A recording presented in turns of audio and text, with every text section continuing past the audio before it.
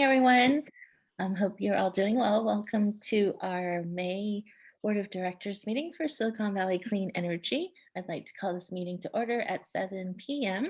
And this meeting will be conducted in accordance with State of California Executive Order N2920 dated March 17, 2020, in consideration of the coronavirus COVID-19. All members of the Silicon Valley Clean Energy Board of Directors and staff will participate in this meeting by teleconference. Members of the public may observe this meeting electronically.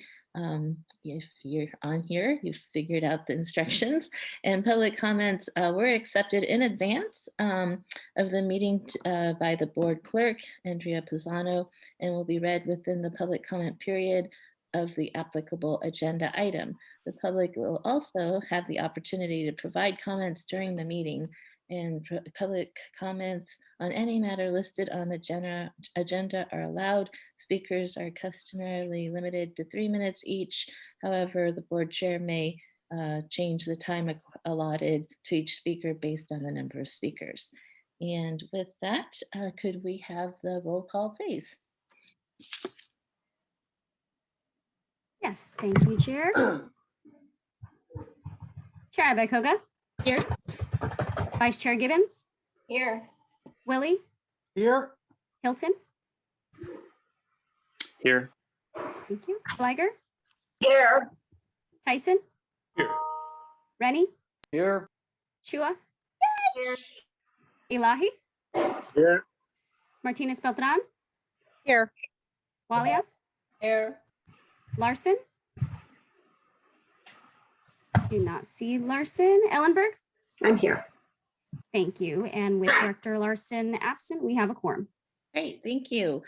Before we move into our agenda, I wanted to announce that we will be removing item 4 from the regular calendar this evening, and we'll probably bring it back next month. So with that, we will now go to public comment on matters not listed on the agenda. If any member of the public would like to speak on an item not on the agenda, if you're in the attendee box, please press your raise hand button. Or if you're on the if you're on the phone, please hit *9. Any member of the public wishing to speak on a non-agendized item? I don't see any hands, so I will close public comment, and we will go now to the consent calendar. Are there any directors who wish to remove or speak on any of the consent items? Don't see any hands. So I'll go to the public. Are there any members of the public wishing to comment on a consent calendar item? If so, please hit your raise hand button in the attendee box or *9 if you're on the phone. I don't see any, so I will close public comment, bring it back to the board for further discussion, or I'm happy to entertain a motion in a second. Yes, Director Rennie. I will move the consent calendar consisting of items 1A through 1L, JKL through 1L. Happy to second that. Thank you. We have a motion from Director Rennie, seconded by Director Ellenberg. Any other discussion? And if not, could we have a roll call vote, please? Yes, thank you. Chair Abeykoga. Aye. Vice Chair Gibbons. Aye. Willie. Aye. Hilton. Aye. Flagger. Yes. Tyson. Yes. Rennie. Aye. Chua. Aye. Elahi. Aye. Martinez Beltran. Aye. Walia. Aye. Ellenberg. Yes. Thank you. And just checking for Director Larson, it does not look like he has joined us, so that motion carries. Great, thank you very much. We will now go to the regular calendar. Our item number 2 is our CEO report, and we have our CEO, Girish Balachandran, who will start it off. Welcome. Yeah, thank you, Chair Abeykoga. Andrea is going to pull up a 1-slide update. I'd like to tee up some issues that will be coming to the executive committee for feedback, and then to the board in June. You've seen a version of this before. It's more of sharing our thinking as to what the issues are coming up for SVCE. So as we kick off our budget process and strategic planning update in June, we are all kind of on the same page. So we are talking to staff. We've had meetings with the directors, getting their input. And so here we have 4 issues that I want to highlight for you. One is moving to operations mode. And today, not only will you be considering the 12th and 13th PPA, but also in the consent calendar, you just approved a scheduling coordination agreement for joint operations of all these new renewable resources. And that's something we've never done before. So there's going to be an operating agreement with 3CE. And even from a staff perspective, how we schedule and operate these plants, we're just going to move into a different mode. RPS purchases and grid integration is the next one. Not only is the CPUC coming up with mandates for additional RPS purchases, they're talking about long duration energy storage. I also want to bring up to you what our RPS policy ought to be. When you started SVCE, it was going to be 50% renewables, 50% carbon free. But we're looking at maybe doing more than 50% renewables. Many other CCAs have moved to that policy for financial reasons and environmental reasons. So that's something we'd like to tee up with you. And the last phrase on item 2 is carbon free and grid integration. So as we 24/7 carbon free, that's where the state is going and the country is going. If we really want to reduce emissions, we need to be more 24/7 carbon free. And to that extent, we have to get more engaged with the California Independent System Operator and also across our enterprise at SVCE. We need to be integrating things like our virtual power plants, along with the same kind of issues on integrating energy storage and making sure we get value from the CAISO. So these things may require either some changes in staff responsibilities and also focus. Going to the next one, staffing, succession planning, and internal operations is another priority. We've talked about going to this different level of complexity, and we all know our staff's basically working extremely hard right now. I will be asking you for some positions in the next budget year. So that's coming up in September, but I wanted to tee it up right now. So we'll talk to the exec committee, talk to the entire board about it. Also, another one is post-COVID hybrid work, and we'll be talking about that in item 6 tonight. But that will be an ongoing issue for us in the upcoming year. Succession planning is just something as organizations start to mature, and you have mature people like me in the organization too. You want to talk about succession planning and make sure the board knows what kind of plans we have for succession at different levels in the organization. On internal operations, I've added a new one called Enterprise Cyber Risk Evaluation, just with everything that we've seen in the news recently around ransomware and things like that. We've added that as a priority for the coming next 12 to 18 months. And lastly, the bottom line is financial levers and trade-offs, right? All our dreams and our vision, et cetera, need to be balanced with, do we have the money to do it? And what are we going to trade off, if anything? So that would be another area that we'll be talking to you about. And prepay will be a big project that we have been working on and we'll be bringing to you in the next quarter. So this is just a tee up. I'll be happy to take some comments or questions. Maybe you have other issues you'd like to spot and highlight. But note that I will be bringing it back to the exec committee on May 28th and then to the entire board again in June for more input. So with that, I'll stop on this issue. Any questions for our CEO from directors?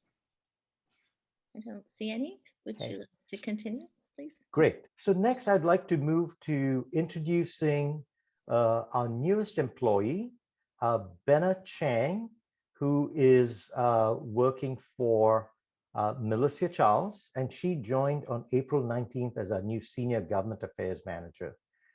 She brings extensive experience, both from the Sacramento side and also the local side to the SVCE team. And as Mel and I like to say, she just didn't hit the ground running, she hit the ground sprinting. So we're super happy to have her with us. And I'd like to have Benna introduce herself to, and maybe reintroduce herself to many of you. So Benna, floor is yours. Thank you. It's a pleasure to be here. As Garish mentioned, I came most recently from the city of San Jose, but worked a lot with many of you while I was at the Silicon Valley Leadership Group several years ago. So delighted to be here, find the work very, very interesting, and just thank you, everyone on the board, for all of your support on some of our legislative items. Really appreciate it. Thank you. Thank you, Benna. I'd also like to have Zoe Elizabeth be recognized. She is our new account services manager. She's been recently promoted, and so she has just taken on this new responsibility. And Zoe's been instrumental in working with our member agencies, customers, and other regional stakeholders to deploy EV infrastructure and, of course, the resiliency programs that all of you have received grants for. So with that, I'm going to ask Zoe to say a few words. Thank you so much. I'll just say it's really an honor to get to be working with this organization, to get to continue to work with this organization. It's been fabulous to work with, really have the opportunity through the resilience program, through our Future Fit Assist program, which is technical assistance, to work with a lot of staff from all of your member agencies. And I just look forward to getting to continue to do that work. I think we've got 5 of member agencies that have already applied for grants through the resilience program. And I know that we work with all the rest of you over the coming year. So really thrilled to get to continue with this fabulous organization. Thank you, Zoe. And I'll just, so very glad to have Benna on staff and Zoe in a new position. So with that, I'll also mention that, and I mentioned this in my CEO report, the customer resiliency grants, we have a planning grant and a capital expenditure grant. And in response to feedback from your staffs in your cities, we are extending the deadline for the planning grant to the end of 2022 and the capital expenditures to the end of 2023. So I hope that will be a positive as cities manage their workload, which has been also quite extensive during COVID. So we will also, I'll send you that note via email at the end of the meeting. So now I would like to turn it over to Pamela Leonard, who's going to share some slides with you, which I feel are super clever and all developed by her group. Pam? All right, good evening, directors. Nice to see you all. Pamela Leonard, your communications manager. Andrea, if you don't mind pulling up the slide that is in the account services and community relations update in the CEO report. We have some images here of some out of home, which is the fancy term for just outdoor advertising that we've placed as part of our campaign that we've told you about, bringing you along with the way we've launched eHub out into the community and for our customers. So this is the first opportunity we've really had to really sort of blanket our community with messaging about electrification and the resources that we put together for our customers. So all the way on the left is actually a Volta charger. This is a company that allows free EV charging because they get their revenues through ad placements. And so we thought that it would be a really ideal target audience to hit EV drivers who tend to be more energy aware, the part of our energy wonk persona that we went through that exercise before. So we thought that we could really target them to start thinking about heat pump water heaters and other whole home electrification measures. And then the others are examples of ads that we placed on transit shelters throughout the service area. There's 30 placements that started at the end of March and concluded at the end of April. So we also timed this around Earth Month. So I hope everyone enjoyed their virtual Earth Day celebrations. So these were out and about throughout the community. Some continue to be up today just because there hasn't been other ads that have come in. So part of our ad plan, there's other digital ads, and there's also a video that is just a 30-second spot that is part of our digital ad and social ad placement. And we will send you a link to that video if you haven't seen it yet, so you can enjoy seeing how we're inspiring people to take action on electrification in Silicon Valley. So thank you. Thank you, Pam. And last, we're going to have Monica Padilla give you a presentation on summer readiness and reliability. Good evening, directors. There it is. So I am going to forewarn everyone that I'm home alone with my dog, and for some reason he's decided to bark a lot tonight, and he never barks. So I apologize in advance.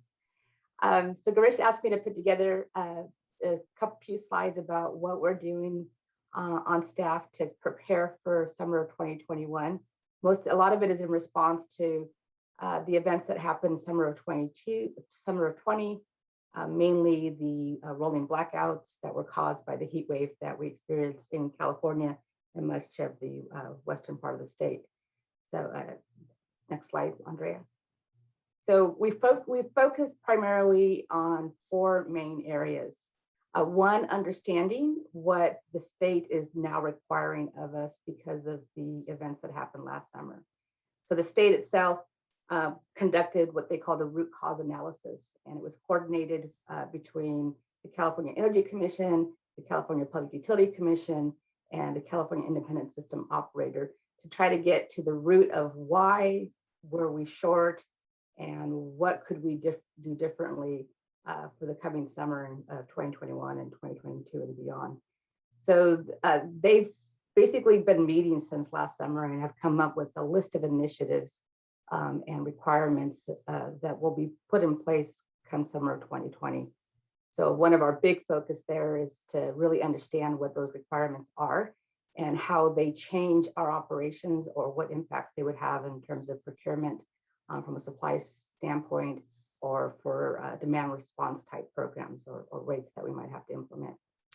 The second area that we focused on is really trying to understand what our risks are going into the summer.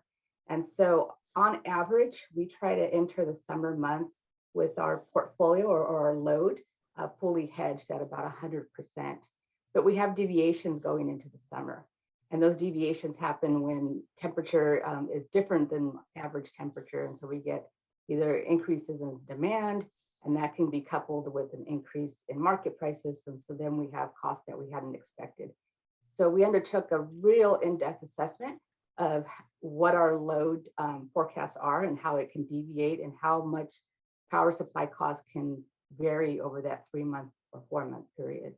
And then we also looked at what are some mitigation measures or things that we could do to manage some of that risk, including over procuring to our load or buying some creative products in the market, and also understanding what we can't manage, because that's important to understand as well. There are some things that you just cannot predict, and there's nothing available that you can do to manage it. And so in that case, if we were to get those kind of hits, what would be the impact to our financial position? So we did that assessment.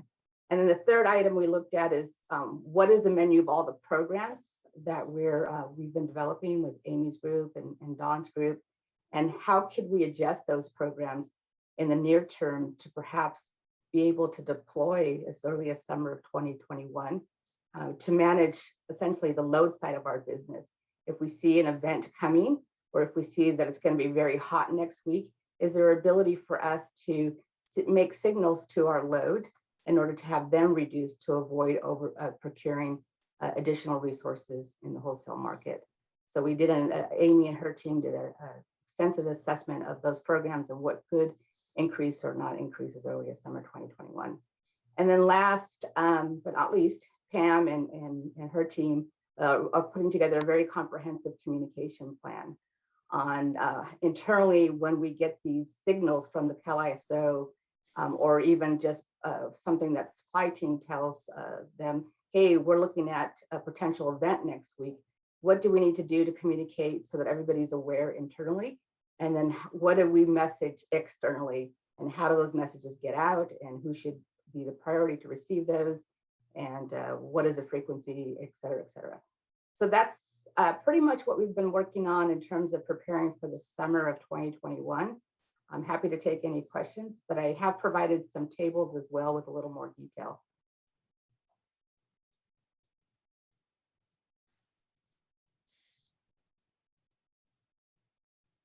All right. I don't see any hands for, oh, yes, wait, sorry. Director Fleiger.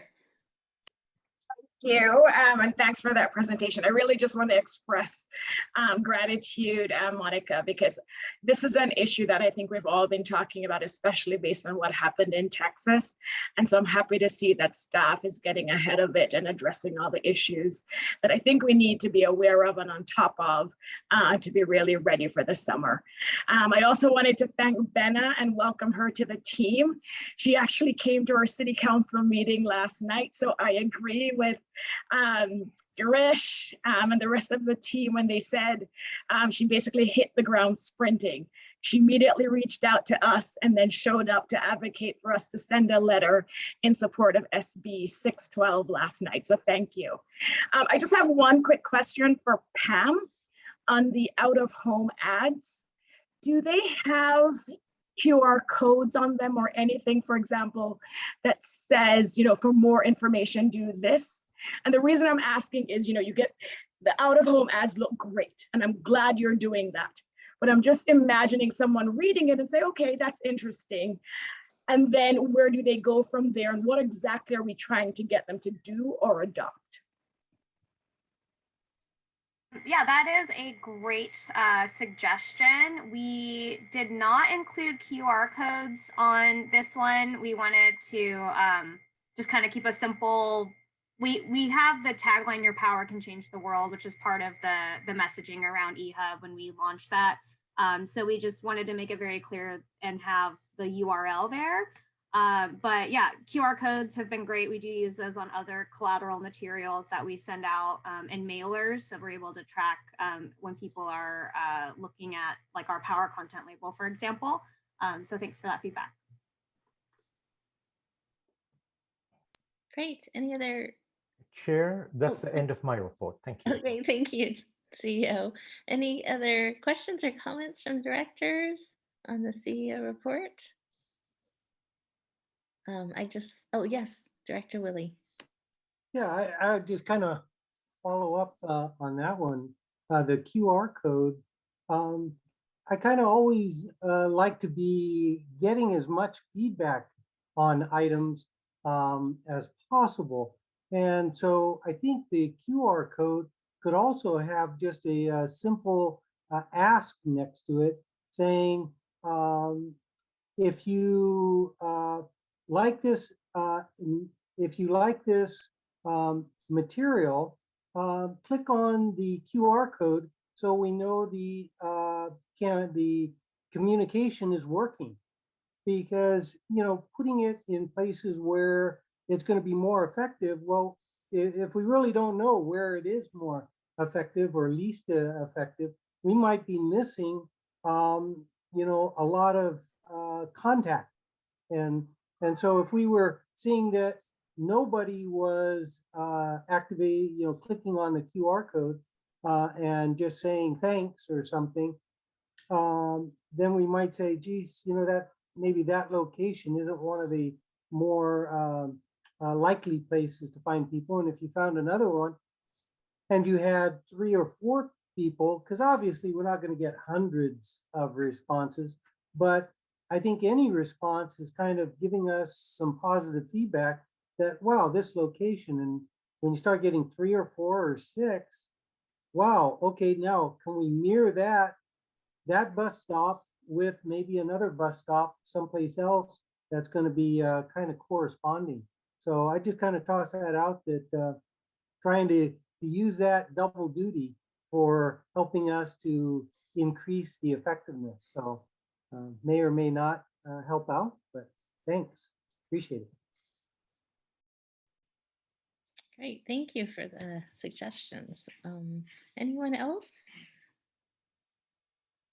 I just wanted to add my thanks. I see an ad on the bus station or bus stop on my walking my dog every evening, and it's great to see Silicon Valley Clean Energy there. So and then I don't know if it's a post, but I've noticed on my Facebook feeds more SVCE. I don't know if they're ads or posts. I'll look next time, but those have been popping up recently on my feed, so I appreciate that advertising that's being done there. And I just want to congratulate Zoe for her promotion. We always love to see folks moving up and continuing with us. So congratulations to Zoe. And I am just so excited to be reunited with Benna. I've known her since I first started on council back in 2007 or so. She was one of our residents back then, and it was sad that she moved away, but just so happy to have her with us, and I know she's sprinting and she'll be wonderful. So welcome, Benna, to our team here. And then CEO, in terms of future items, this was something that came up last night. We did our sustainability action plan update at our city council meeting, and one of the items on the work plan is the next REACH codes, or the next building code cycle 2022, and possible REACH codes there.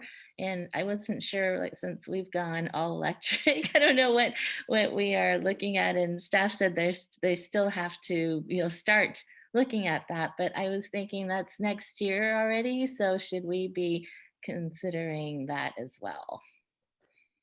Thank you, Chair. Yes, we are thinking about it because I think all the cities have to re-up on the REACH codes. There is a proceeding at the CEC on actually raising the bar for the state as a whole. So we have been just starting some internal discussions about how we can advocate at the CEC to raise the bar for everyone. So we'll tee this up and bring back an update to you. And we'll also be teeing it up at the member agency working group. And I believe that meeting is going to come up shortly. Great. Thank you very much. With that, I will open this up for public comment. Are there any members of the public wishing to speak on the CEO's report? If you're in the attendee box, please hit the raise hand button. And if you're on the phone, please hit *9. And I don't see any hands, so I will close public comment and close this item. Thank you, Mr. Balachandran. And we will move on to item 3, which is authorizing the CEO to execute a couple of power purchase agreements. And we have a presentation by Monica Padilla, our Director of Power Resources. All right. Few items tonight. One is an update on all of our clean energy procurement efforts, and then requests for approval of 2 PPAs. One is a 15-year power purchase agreement with Victory Pass 1 LLC for renewable solar PV, categorized as PCC1, along with storage and any necessary documents. And the second is also a 15-year power purchase agreement with Terrigen Power, or TGP Energy, for a Cameron Crest existing wind facility. And this is also a PCC1 resource, and any ancillary service ancillary documents. The next slide. So in terms of, I think what I haven't been doing lately is providing really kind of the whole context of why we have been pursuing all these power purchase agreements. And so I thought maybe I'd step back a little bit and just, now that we're at the end of our procurement for this last request for proposals that we have done, it's kind of a nice time to regroup and let you guys all know why we did and where we are. So I'll start with just providing an overview of what our mandates are, both state and by the board. What we've done so far in terms of procuring clean resources, including an update of our current RFP that we have with Central Coast Community Energy, a summary of our RPS position and next procurement efforts or next steps, and then last, just seek approval for these 2 PPAs. Next slide. So at a really high level, we have a couple of big bills that or piece of legislation that direct us on in terms of renewable procurement and clean energy procurement. SB 350 was essentially established a 50% RPS by 2030. And along with that, also required all load serving entities that were under the CPUC jurisdiction, including SPCE, to procure at least 65% of their renewable resources under long-term contracts of 10 years or greater, starting in what they call compliance period 4, which is 2021 through 2024. And then SB 100 came in slightly after that. And SB 100 was really about how are we going to get to 2045 and what should 2045 look like in the context of California's climate action plan. And so they set a goal to be 100% clean by 2045, yet they haven't defined what clean is going to be, but most likely it'll be renewable resources and large hydro. And along with that, they increased the RPS in 2030 from 50% to 60%. And so this is very much in line with what SPCE has also directed us to do. As Girish mentioned, we have 100% clean energy directive from the board, and that's measured annually. And within that 100% clean energy directive, we essentially procure about 50% of the resources from renewable portfolio standard or RPS eligible resources, and then the other 50% from carbon-free resources such as large hydro. And then what's kind of looming, or what we think is going to happen pretty soon, maybe this month, maybe next month, is a possible procurement mandate from the CPUC arising from the 2020 Integrated Resource Plan.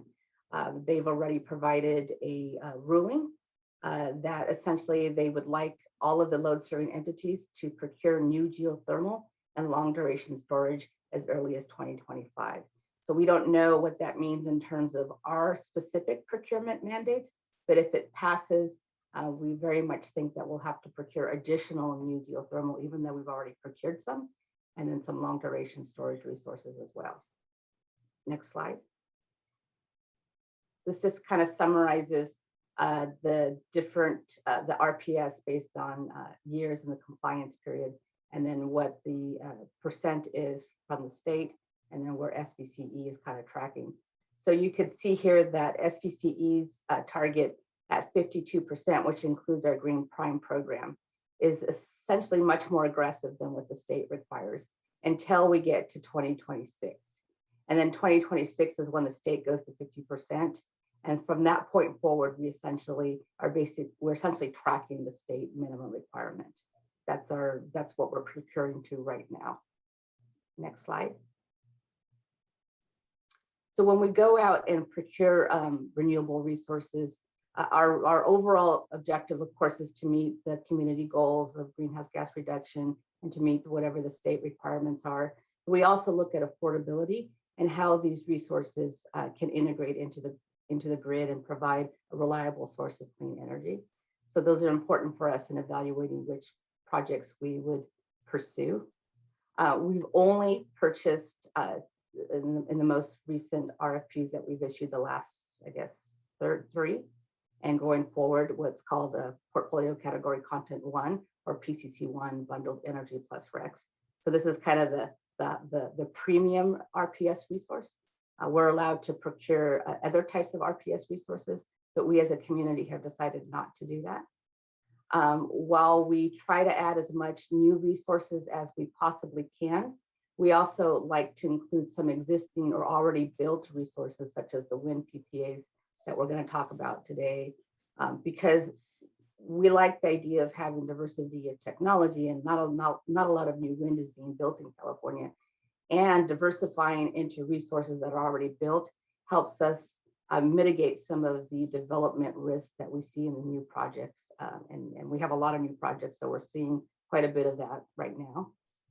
We like to include a mix of short-term and long-term RPS resources in our portfolio. And so while we have this requirement to procure a certain amount under long-term commitments, we do have a space or room in our portfolio for short-term resources as well. And that makes sense for us because we might have variations in load. And so we want to make sure that we have some flexibility with our supply resources, that we're not over procured. We try to pursue a combination of fixed and what we call index or index plus rec purchases. For the most part, all of our PPAs have been under a fixed price. That means we get one price for the term of the PPA, and it doesn't change. There's no escalation on it. Whereas the shorter term products tend to be priced at what we call index. So it's indexed to a market price. And then the REC component, or the renewable energy certificate component, is fixed. We also aim to diversify our supplier, location, tenor, and technology. I think we've done a relatively good job given the offers that we've received through our past proposals. We've been able to basically buy a little bit of everything and a lot of solar plus storage. And just again, we've issued 3 RFPs. All of them have been done with Central Coast Community Energy. And because we've issued RFPs with them and we've signed contracts alongside them, we will be operating these PPAs jointly with 3CE as well in the future. Next slide. So for our current RFP, which essentially we're kind of at the end of right now, we issued it back in the spring of 2020. We had some, again, goals: clean, affordable, reliability, all the same ones we talked about before.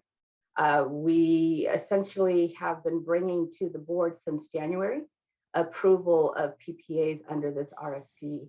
In January, we brought the Atlas Solar PPA. It was solar only. In March, we actually bought one that was part of the 2019 RFP. It was a little bit of a straggler, but it's nonetheless, the board approved it. In April, we brought the San Luis West Solar Plus Storage PPA and the AES Mountain View Wind, which you approved as well. And then tonight, we're seeking approval of the last 2 PPAs that we negotiated or shortlisted out of this 2020 RFP. And again, those are the Victory Pass and the Cameron Crest projects. Next slide.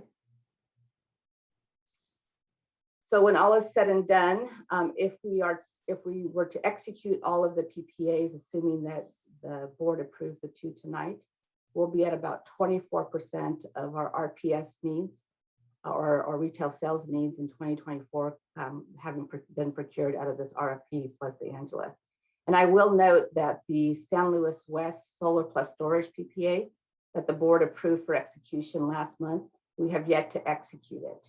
The company Origis got some relatively bad news from the CalISO about the ability to obtain interconnection capacity for this new facility. And so we're trying to see what we can do at the CalISO, but we have not executed it yet. Next slide. So the 2 PPAs we have tonight, the first one is Victory Pass Solar Plus Storage. Again, it's a PCC1 resource. It will have some limited resource adequacy associated with the storage mostly. It is a 15-year PPA, which we expect to start in September 2023. It's located in Riverside County. It's 100 megawatts solar plus 25 megawatts of battery storage, lithium ion. This is a relatively big project for us compared to the other ones we've signed. It'll meet roughly 7.7% of our retail sales or RPS again in 2024. And it's offered at a fixed price for the PV portion of it and a fixed price for the battery portion as well. The amount that we will seek authority is not to exceed $149 million over the life of the PPA. Next slide. The second one, the Cameron Crest Wind Project, and I have my the Power Resource Manager, Ian William, is available to answer any questions on this since he pretty much negotiated this PPA. This is one that SPCE will actually be taking by itself, as Central Coast Community Energy did not want a share of this project. It is also a PCC1 resource and will have some limited resource adequacy capacity as well. It's made up of 3 different facilities, but we are calling it the Cameron Crest wind resource. It too is a 15-year PPA starting in January 2023. It's located in Kern County. We will be receiving roughly 77 or 77.7 megawatts of this resource for about 4.8% of our needs. And it is also offered at a fixed dollar per megawatt price for a total not to exceed of $150 million over the 15-year life of the contract. Next slide. So for this particular slide, again, assuming that the board approves the 2 PPAs that we're talking about here, and that we're able to execute the San Luis West PPA that was approved last month. When all is said and done, we will have procured 62% of our load needs for 2024 under RPS eligible resources. And so that's much higher than the 50% number that we're targeting. But these are all the projects that we brought in have provided a good diversity, a good mix of resources, and a value to our portfolio. When all is said and done, we will have committed to $1.697 billion worth of PPAs. Next slide. In terms of where do we stand for compliance, again, this is based on the SB 350 requirement that 65% of our RPS for a compliance period has to be under long-term contracts of 10 years or greater. And so that means, for example, in compliance period 4, which is the one we are in right now, 26% of our PPAs have to be, or RPS has to be from long-term resources. We're currently at 30.3% with the inclusion of the San Luis West. If we were to take that one out, it represents about 1.5% in compliance period 4, and then slightly more than 3% in the other years. But assuming that it stays in and we add the Victory Pass and we add the Cameron Crest, we will be at 35% long-term RPS in compliance period 4, which is higher than the target that we established in our integrated resource plan, which is to be 5% above the state mandate or 31%. And then you can see that in the latter compliance periods, we're significantly higher than the state mandate for long-term resources. Next slide. This just shows you in terms of when the resources are coming up and how they contribute to meeting the SB 100 state requirement for RPS on an annual basis, and SBCE's policy of, again, about 52% going to 62% in 2030. Next slide.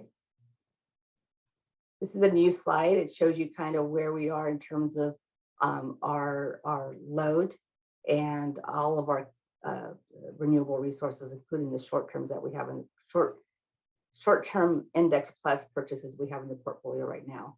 So while we made quite a bit of a dent in meeting our RPS needs, you could see that in all this white area here, we still have quite a bit to do to meet our 100% clean goals. And so as Girish mentioned earlier in the CEO report, we will be talking about how to get to 100% clean, or what is the right mix of RPS and non-RPS resources, and where do we want to be in 2030, and then how do we get to a real carbon-free portfolio in 2045. Next slide. So in terms of now that we've done all this procurement, and the board has authorized us, of course, to do all this procurement, what are the next big things that we're working on in terms of meeting our renewable goals? For starters, the board on the consent calendar today approved a scheduling coordination agreement between SBCE, 3CE, and Z Global.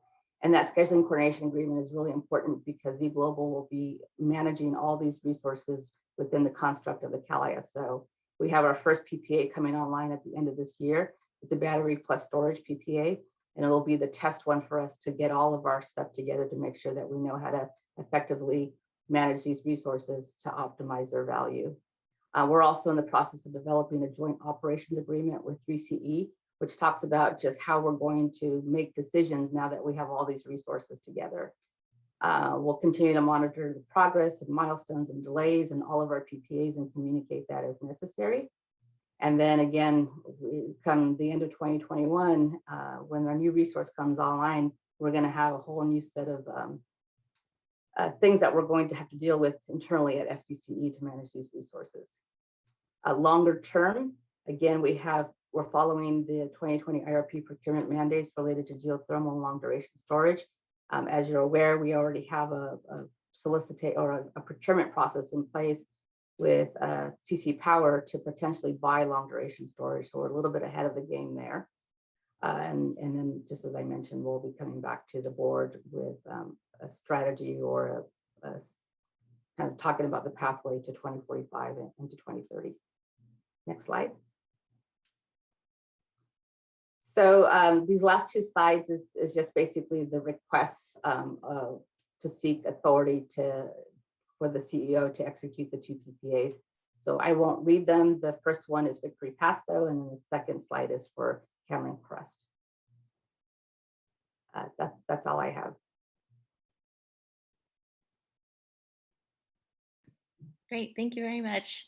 Any questions for Ms. Padilla? Yes, Director Tyson. Thank you, Monica. I really appreciate your presentation and the calm way you kind of explain this is what we're going to do, and then month after month, and believe me, I'm not bored. You keep doing it, and so it's just like, and now here's this one coming, and it's just a nibble here, a nibble there, and that's how we're going to do it. Not any giant bites. And part of that, I imagine, is a bit of a diversification strategy where we don't want all of our power source to be under one cloud or in the next in some wind to shadow. And so I appreciate in terms of the overall strategy and the percent, but you also earlier spoke about the contingency for, say, this summertime and all. And I'm just wondering, when we do a contract, and let's say there's a complete absence of wind, and each one of these power providers also has a bunch of customers like us, how do they allocate the shortfall? Is it evenly done? Does anybody get priority? So if, let's say, they're producing half what they're supposed to, does everybody get half, or is there some ranking kind of priority scheme?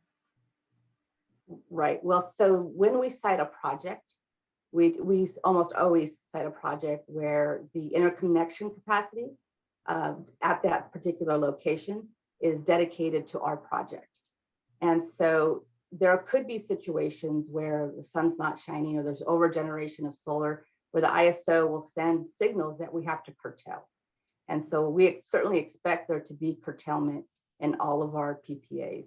For the solar reasons, for the solar PPAs, that's explicit. That is the reason that we've been adding storage, so that when we see overgeneration or the potential for curtailment or the economics just don't look right, we will charge the battery with the PV and discharge later. But in terms of, there's not a fight to get the resources physically out of a place, because for the most part, we're the only resource at that location. So we decide whether we're going to dispatch it or not.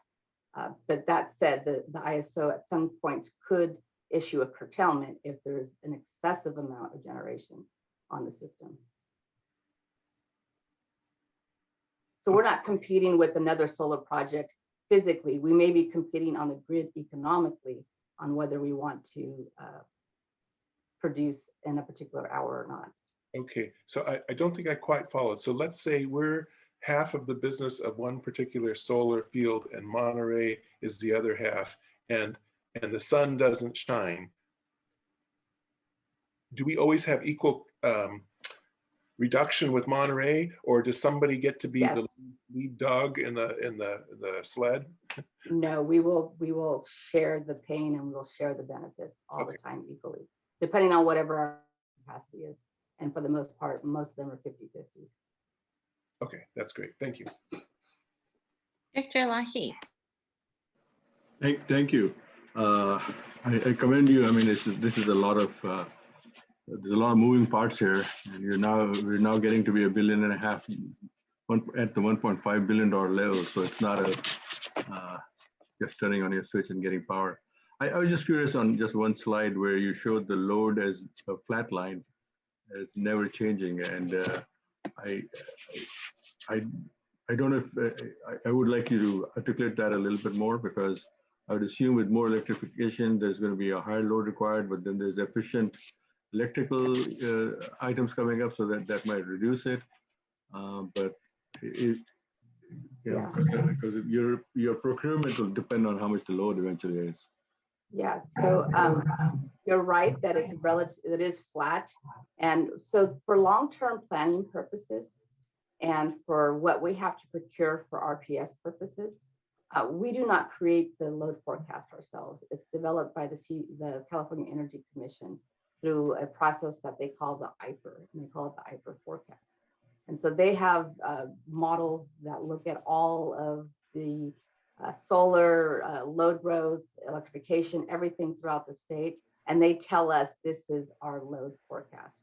We are working internally to develop our own long-term load forecast, given what we understand or what we think our penetration rate is going to be for, say, solar behind the meter generation and electrification measures. And it might be different than this retail load forecast that's produced by the state, but we have not done that exercise yet. We do it more on a short-term basis. So we do it for the current year and the next 2 years, but for the purposes of long-term planning and including our integrated resource planning, we have to use this retail sales forecast from the state.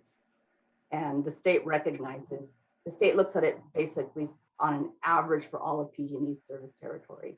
And so they don't recognize differences in penetration rates between one CCA service territory versus another versus PG&E on average. Understood. So I was just curious, have you compared the actual load to what they're forecasting? For example, 2021, they said 4 million, I guess they're just using 4 million megawatts. Is that the actual load that we have? No, so we come, it's close, it's relatively close, but not exactly. And we do that comparison on a monthly basis. So when you say relatively, is it within 5% or 10% or what? I'll have to ask Ian, he might know that the percentage better than I do. Ian, if you're there. Yeah, I don't know the exact percentage of IPER variance from our actuals. Yeah, I can get back to you on that though. I can give you this. We can risk quite. It's not more than 5%. It's somewhere probably in the 3 to 4% range. All right. Yeah. Yeah, that would be okay. I just thought, you know, they're just shoving some numbers down, and you want to make sure we don't get caught. When, yeah, and time comes.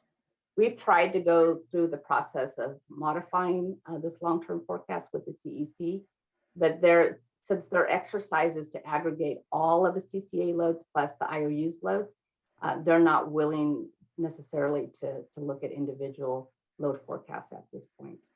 I think maybe over time, it'll be as CCAs evolve and we get better models to do our own load forecasting, we'll have a little bit more, I think, influence on being able to influence this larger load forecast. But right now, given the lack of historical information that most CCAs are operating with, the CEC is retaining this function. Yeah, I fully understand that. I just wanted to make sure we calibrated, and yeah, they can ask you to draw a flat line, but if our line is not flat and we're 30% under or over, you know, it should affect how we, you know, get RSPs and all. Mm-hmm. All right. Thank you. Thank you so much. Thank you, Director Fleiberg. Thank you, and thanks for that, Monica.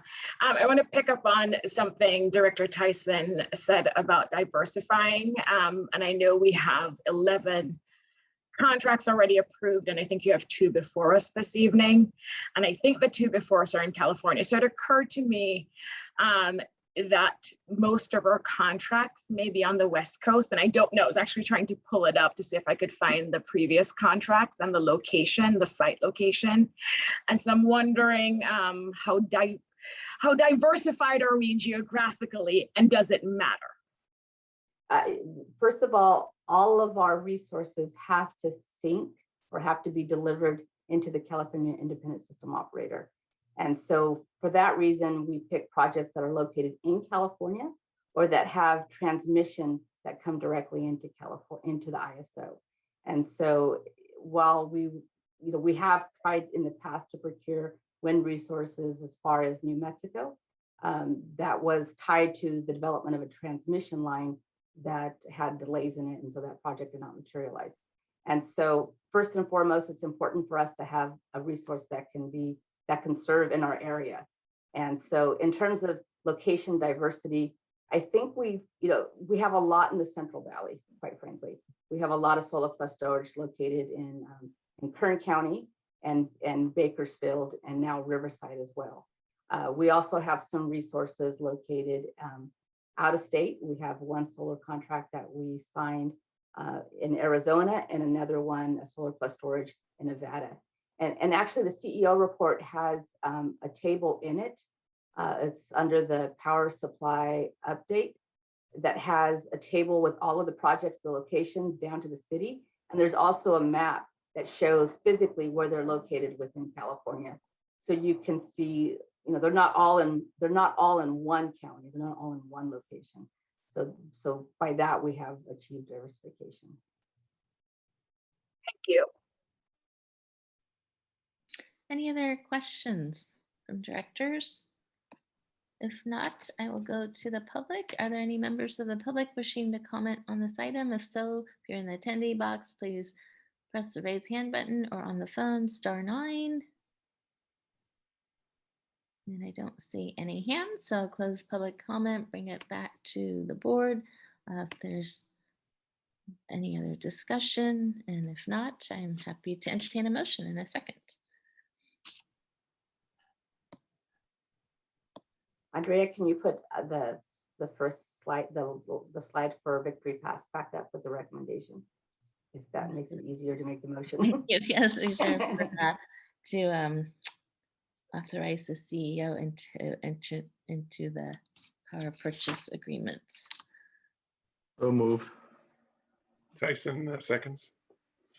Thank you. So motion is by Director Lahey, seconded by Director Tyson. Any other discussion on this? And if not, could we get a roll call vote, please?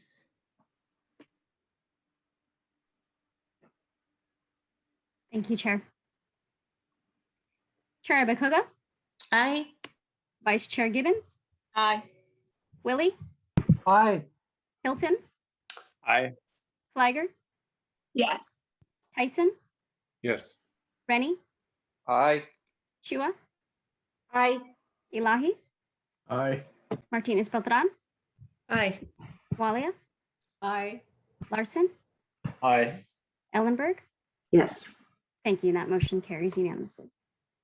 Thank you very much. We will go on now. We have removed item 4, so we will go to item 5, which is the COVID-related customer debt and delinquent payment policy, with our presentation by Mr. Don Bray, our Director of Account Services and Community Relations. Welcome, Mr. Bray.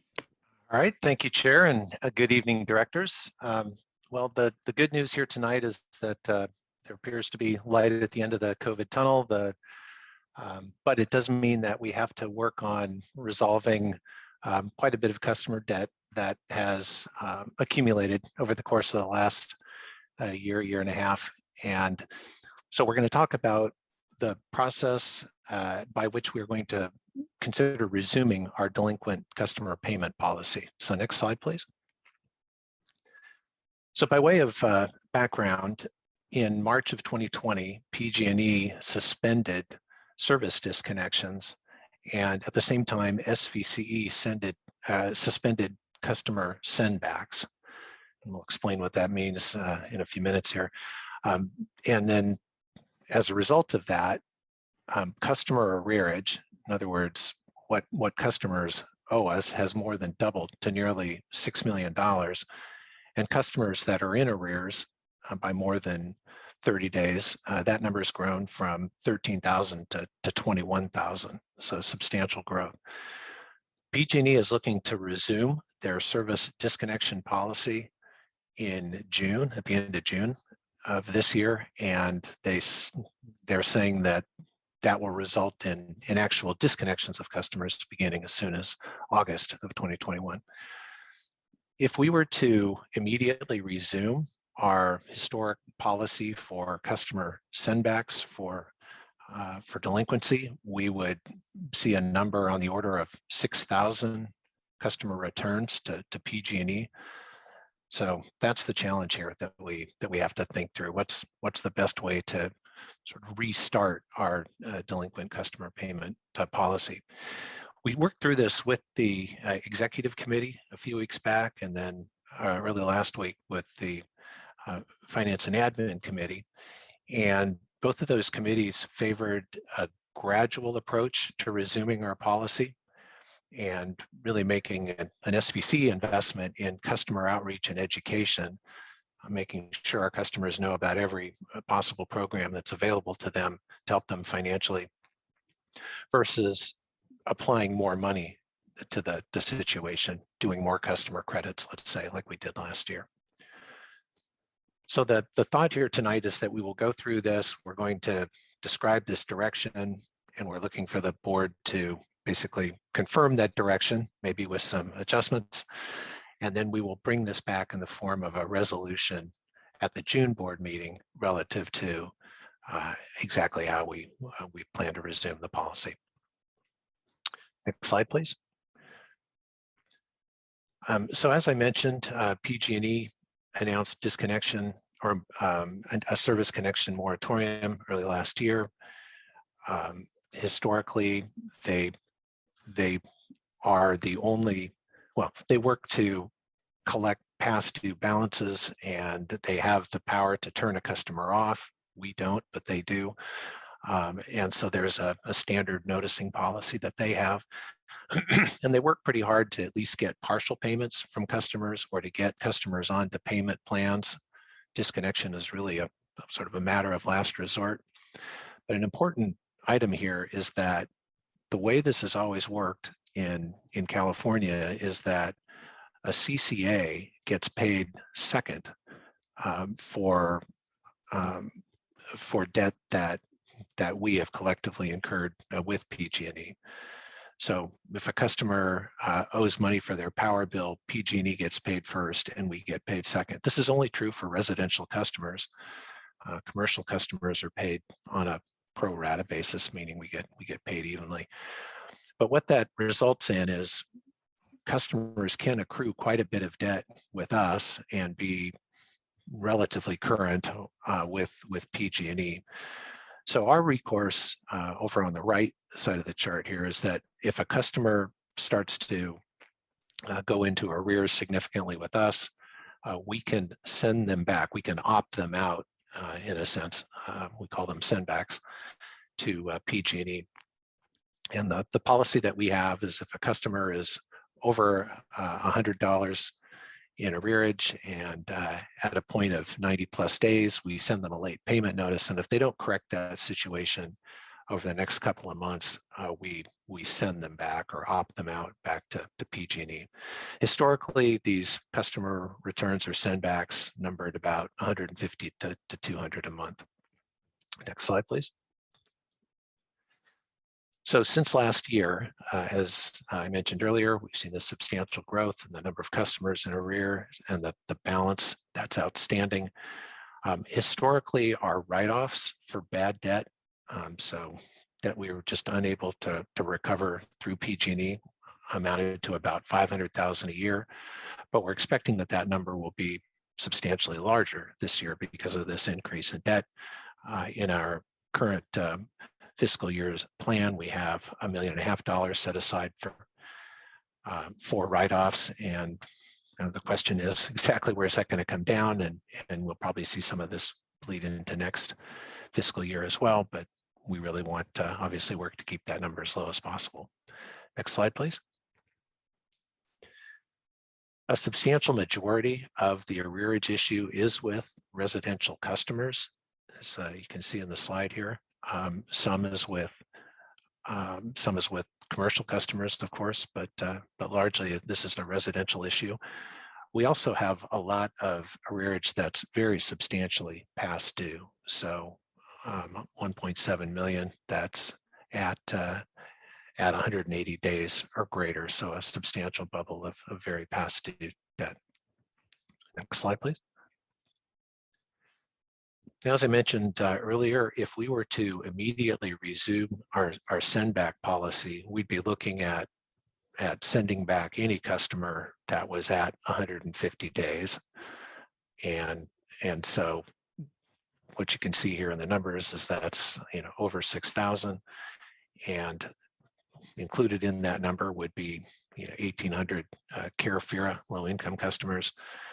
So we really want to manage this in a way that we don't have that very substantial bubble of potential sendbacks. Next slide, please.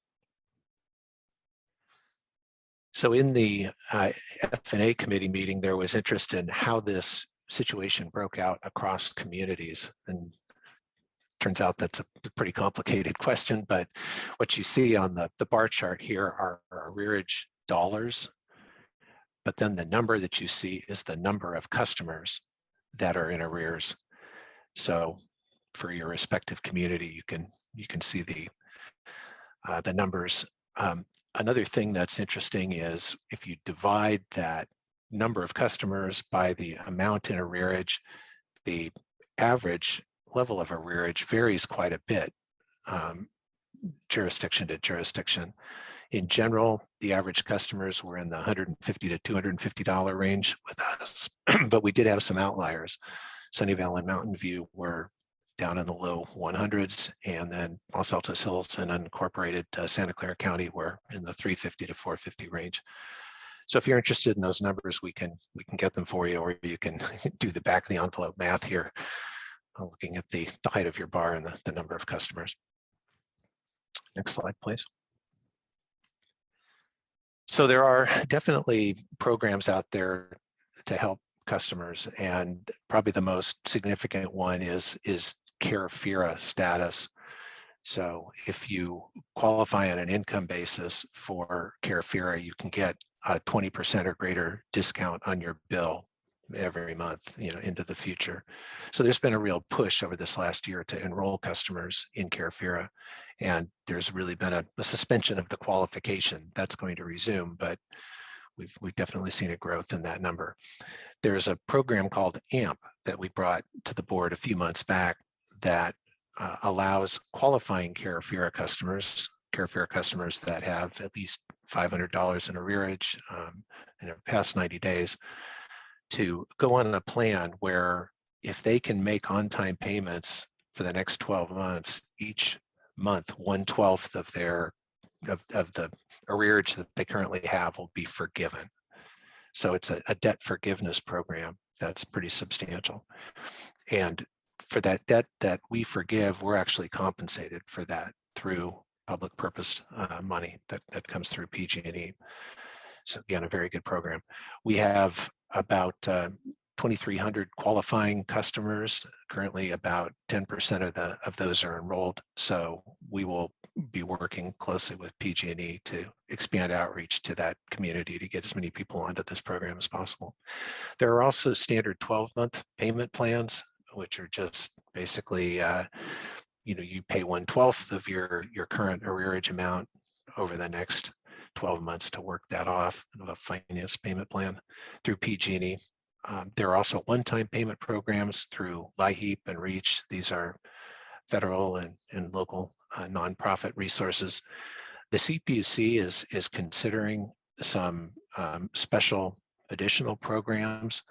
So they're looking right now at a potential one-time forgiveness of $200 for customers with balances greater than $1,000. They're looking at expanding that 12-month payment plan to 24 months and allowing for multiple deferrals without the plan being broken.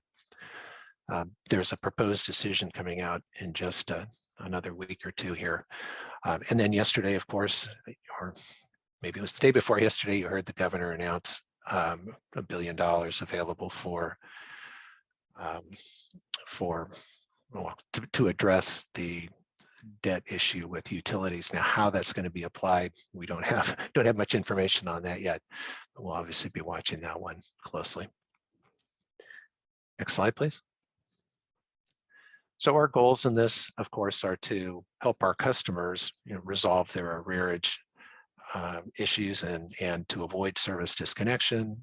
We want to leverage external funding opportunities and resources as best as possible. We want to minimize our write-offs and our sendbacks to PG&E and minimize any exposure to new arrearage. But we're dealing with some trade-offs. SVCE is only a portion of the customer's debt picture with PG&E at large, right? PG&E is also charging for transmission and distribution. The PCIA is there. The gas charges are there. So we're about 20% in a sense of the overall energy bill typically. I mentioned the payment issue where historically PG&E has been paid first. That actually was suspended during COVID, but it's expected to resume post-COVID. We have limited visibility into the customer's overall financial situation. PG&E has a lot more of that information about customers' financial status and risk. So we really aren't in a position to be a collection agency. And our funding opportunities are limited, whereas PG&E has been able to essentially write off bad debt and then put that debt into their next general rate case to recover it through charges to all customers. Next slide, please. So in talking with the executive and F&A committees about this, we presented 3 structural options. One was, sort of stark. One was immediately resuming our delinquency policy. The second was resuming it, but gradually over a matter of 2 to 3 months. And the third was to resume it gradually and then also provide some cash support. Next slide. So where the committees came down, as I mentioned, was option 2. So looking at gradual resumption of the policy. And that would mean, just as we've done historically, any customer that has greater than $100 in arrearage at more than 90 days will receive a notice from us, but they'll get a couple of months to correct the situation. And with that notice, we will provide a higher level of information on available resources, and we'll do direct outreach through email and direct mail to AMP eligible customers, as I mentioned earlier. So really kind of doubling down on the communication and customer education effort. We'd look to restart this as of July, right? Because PG&E's policy or resumption of disconnections that's going to be in as of July 1. So we'd be suggesting coincident with that. But we would not view, we wouldn't really look at the opportunity of applying more direct dollars to debt relief. The committees felt the best investment was in additional education and in really helping to highlight the available programs and funding that are out there. And there's more funding potentially to come through things like the Emergency Rental Assistance Program, homeowner assistance, the funding that Governor Newsom announced the other day, which we're of course still trying to fully understand. But to the extent that's something customers can avail themselves to, we'll certainly want to provide education around that. So that's where we came down, and we'll open it up for questions and comment at this point. Thank you, Mr. Ray. Any questions from directors? Yes, Director Elahi. Thank you for that information. I think we had a good discussion on that one. And my concern was whether, there's an initial concern I have whether there's going to be confusion. If PG&E sends out a notice on July 1 saying I'm going to shut your power off within 30 days, 60 days, how much time does PG&E give them? So it's a staged process. It was on the second or third slide, right, and then right. Yeah, they'll do a 15-day on-bill notice and a 48-hour notice and a couple of phone calls. Yes, so they'll be done with the customer within 15 days or 16 days, and maybe some calls, and maybe they'll work something out. But then they get a notice from us saying you have 3 months to pay up, or we're going to send you back to PG&E. Might cause some confusion in the customer's mind as to whether they have 3 months or they have 15 days to take care of the obligation. That was one concern. So, I don't know how you resolve that, because if PG&E is giving them 15 days and we're giving them 3 months just to send them back. And then as PG&E works with them, is PG&E going to say, okay, you owe $800, but only 600 is ours, so just pay 600 and we'll keep your lights on? Or do they expect that entire 800? Are they collecting all of it, or they're just collecting their portion? And are they going to turn the lights off if they don't collect our portion? I don't know if you have an answer to that. No, if they don't collect our portion, they won't turn the lights off. They will not. They will, yeah. That if Okay. they don't have to collect our portion. Correct. I want to say that the right way, but yeah. So I don't know if they'll push that or not. If they'll just say, we'll give you a deal, forget the other 200, and just give us our 600, which will keep the lights on for them, and then and I don't know if they'll go further and say, okay, every month just pay this portion and don't pay that portion. So we need to probably make it effective. I mean, I think your idea of giving them as much information as possible is really great. I mean, I think that should be done. But I don't know if you want to stretch the notices once PG&E has given a notice. If PG&E has given a notice and they meet our criteria, we probably want to expedite the process of sending them back, so that there's no confusion, and also it doesn't drift from there.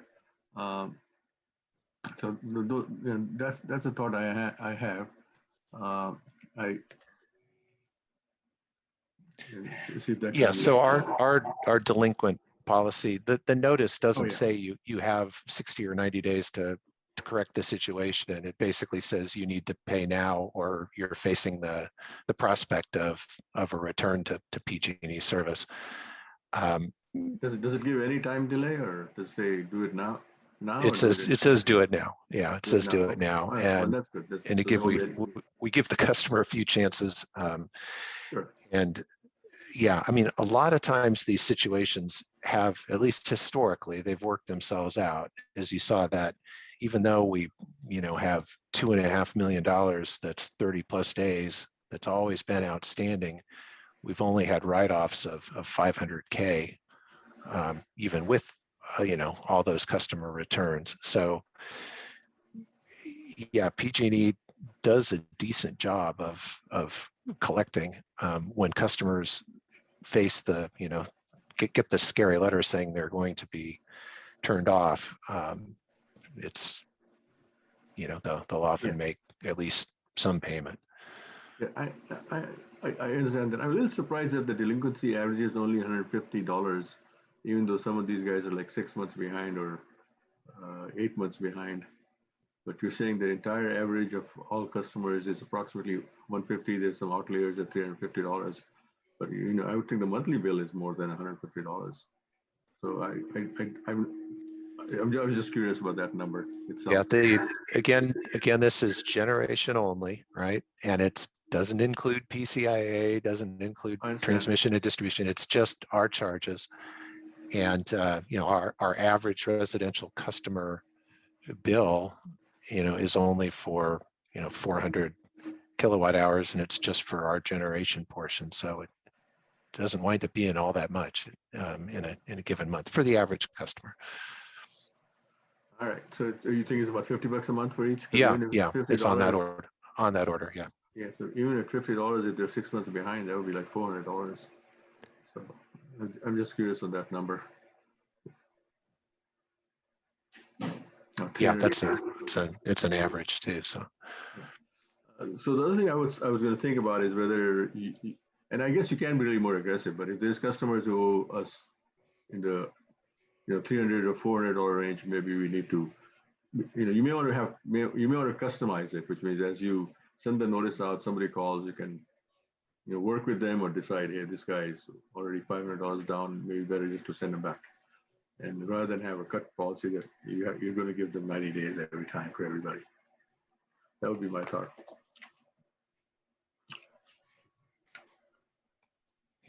That's it. Thank you. Okay, thank you. Vice Chair Gibbons? Thank you. I wanted to clarify something from Director Elahi's questions because it seemed a little different than where I was coming from earlier. So the PG&E notice is not concurrent with Silicon Valley Clean Energy notice. It's sequential. So we would do our 30, 60, 90-day notice.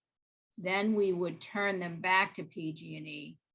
And then PG&E would issue their notice after we've sent them back. They're parallel processes. PG&E could be issuing their notice, at any time based on their criteria.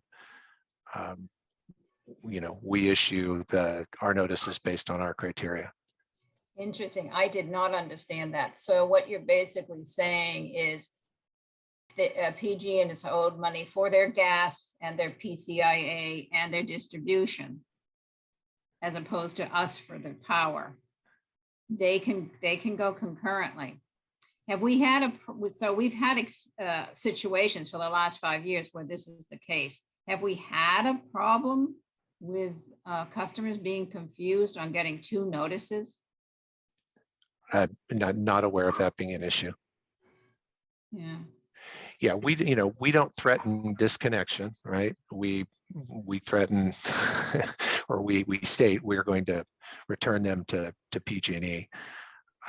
PG&E could shut them off ahead of us, as Director Elahi said, if they haven't paid their PCIA and distribution costs. Yes, although they wouldn't be a customer of ours anymore, so we wouldn't, if they're shut off, so we wouldn't be sending them a notice. But yeah, the point being that that could happen. Yes. I did not understand that. Okay, I have other comments, but that was my question. Thank you. Any other questions? If not, I'm going to open this up for public comment. Any members of the public wishing to speak on this item? If you're in the attendee box, please press the raise hand button. On the phone, please press *9. Let's see any public comments. I'll close that and bring it back to the board. This is a discussion item this evening. So if anyone has any other comments, please feel free to chime in. Yes, Vice Chair. So I just wanted to bring up a couple of other comments that came up at the preceding meetings, and perhaps more clarification. There's the CARE and THERA customers that are of concern to us. And then there is the concern of people getting hit with large amounts of money. So what is the actual amount makes a difference. If they haven't been able to keep up all along, the question is, instead of having $100 trigger, should we raise that to a $200 trigger or a $150 trigger? Some kind of cushion for, say, the next 6 months to allow people to get back into the swing of things. So I just offer those 2 thoughts on the CARE and THERA group. As I said, there's 2,400 eligible and only 210 or so are signed up. So we're going to make a big effort to get people signed up. But that it's a concern to me that we don't cut off the CARE and THERA group. And I'm just wondering if there's any way to soften the initial blow for others. Just some conversation points from other meetings.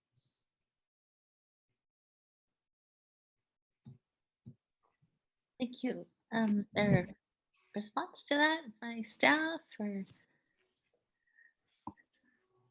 So yeah, the number is clearly something we can establish. $100 has been the threshold.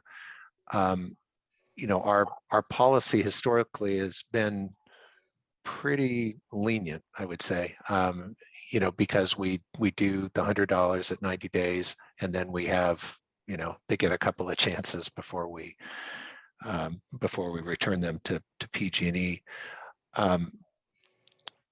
We'd also be doing this, so it would be a few months, 2 to 3 months after July 1, that customers would have the opportunity.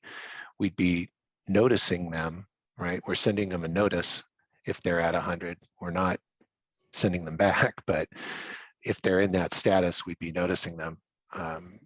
So we're not sending them back immediately, at least. So yeah, we could set that number however we want, but historically the $100 has I think been a reasonable threshold. Yes, Mr. Balachandran. Yeah, kind of to address Vice Chair Gibbons's point, why don't we take that suggestion? We do have an executive committee meeting coming up where we can maybe fine tune some of the suggestions that we've got with the executive committee. And we are also going to be looking at Governor Newsom's package of aid and see how that factors in with the sentiments, both on timing and help that we've heard so far today. Great, thank you. Director Larson. Thank you. So do we have any visibility into which customers are on, for example, CARE and FERA, or on a payment plan, so that maybe they do owe us more than $100, but they do have a payment plan established already and they're making progress? That, to me, that's different than someone who just doesn't have anything established at all. Yes, we do not return customers who are on, I should have mentioned that, we don't return customers who are on payment plans. So to your point, that's considered a progress. We also know who CARE FERA customers are. So if we wanted to differentiate our policy in some fashion, we could do that. Okay. So if customers are struggling to come back, but they do sign up for a payment plan, then we're not going threatening to return them. It's like they've agreed to work with PG&E, and so to me that softens some of the impact of our policy. And it would be one of the things we would certainly want to encourage in the education that we do with customers. Okay, thank you. Great, Director Lahi. Yeah, thank you. I know this is trying to collect debt is a pretty difficult process, especially in these troubling times. People are having a hard time, and I suspect a lot of these people are really going to fall victims to PG&E's aggressive tactics to collect debt. So it really is not going to be an issue whether we send them back or not. I mean, they'll be disconnected, and that'll be the end of that. And I don't know how you avoid that. From our perspective, I guess the time that it takes for the staff to try to collect on some of these debts, which needs to be managed, because the chances of collecting any of this debt would be above and beyond what PG&E collects, because if PG&E can get them to pay them, then they'll likely be continuing to pay us. So that effort is really PG&E's effort. So our effort the staff time that you allocate to this, you probably need to manage it so you don't, because you guys have a lot of stuff to do. And I think that needs to be managed, because aggressive collection tactics won't help. Notices is a great idea. Sending education material is a great idea. And but that's what the focus should be. I think whether they give them 30 days, 60 days, or 90 days, it's going to be effectively what PG&E does, and what we may do is give them more educational tools, and I think that would be very helpful. So, but manage your staff time, so you're not spending like collectors, calling somebody. They collect, which I know you don't do, but that needs to be managed better. I'm sure you guys do that. Thank you. Thank you, Director Martinez Beltran. Thank you, Chair. I wanted to ask, what happens if a customer misses a payment on a payment plan? Do they then get to make a new payment plan? Yeah, good question. And this varies a little bit, whether it's AMP or whether it's a standard payment plan.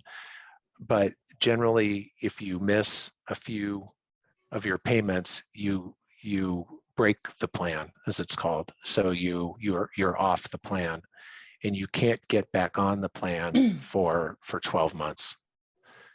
So, one of the things that's being considered, actually, even by the CPUC, is having these plans with a little more latitude in them, so that if you miss, say, 3 payments, you're still okay. Or if you're late on a few payments over the course of that 12 months. So yeah, that's how they work. The plan does have an obligation, and you have to be pretty timely in your payments. To be perfectly timely, but you have to. I think you generally can only miss a couple. Okay. I'd just like if we could, for looking at suggestions, the executive board having some leniency in that. I do remember being in school and being late with payment, and this can be something very difficult for people, and people need their energy. We've got the heat coming up. I would hate to see kids or elderly or anybody going without power because they've been set back by COVID, which has just been horrible for all of us. But looking, especially if we've got customers who are on some of these programs, that to help out with that, and then specifically being caught in this plan that has no flexibility for them. I just hope that we can find somewhere where we're able to provide that. Great, thank you. Thank you, Director. Any other comments?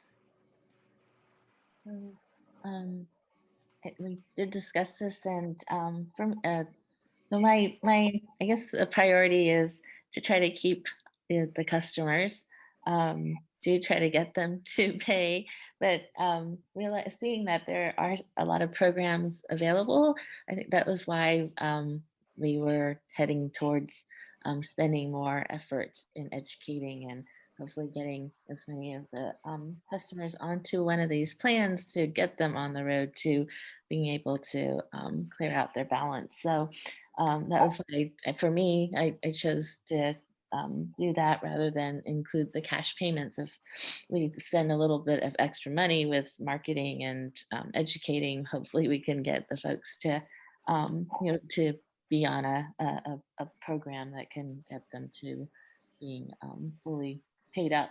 But I guess the one question I did have was with the CPUC $200 forgiveness. Would we be compensated for that for that $200 from the state? Or do we just have to forgive that amount? No, I believe that would be supported. How it would be supported and exactly how it would be executed, I think remains to be determined. But yeah. Okay, great. So this will come back to us next month. Is that right, for the approval? Yes, it'll come back in the form of a resolution. Great.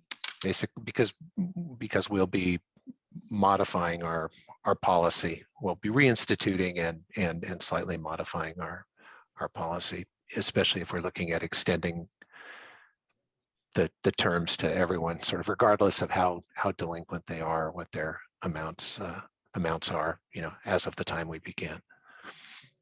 Okay, great. Well, yes, Vice Chair, I see your hand. It just triggered a question.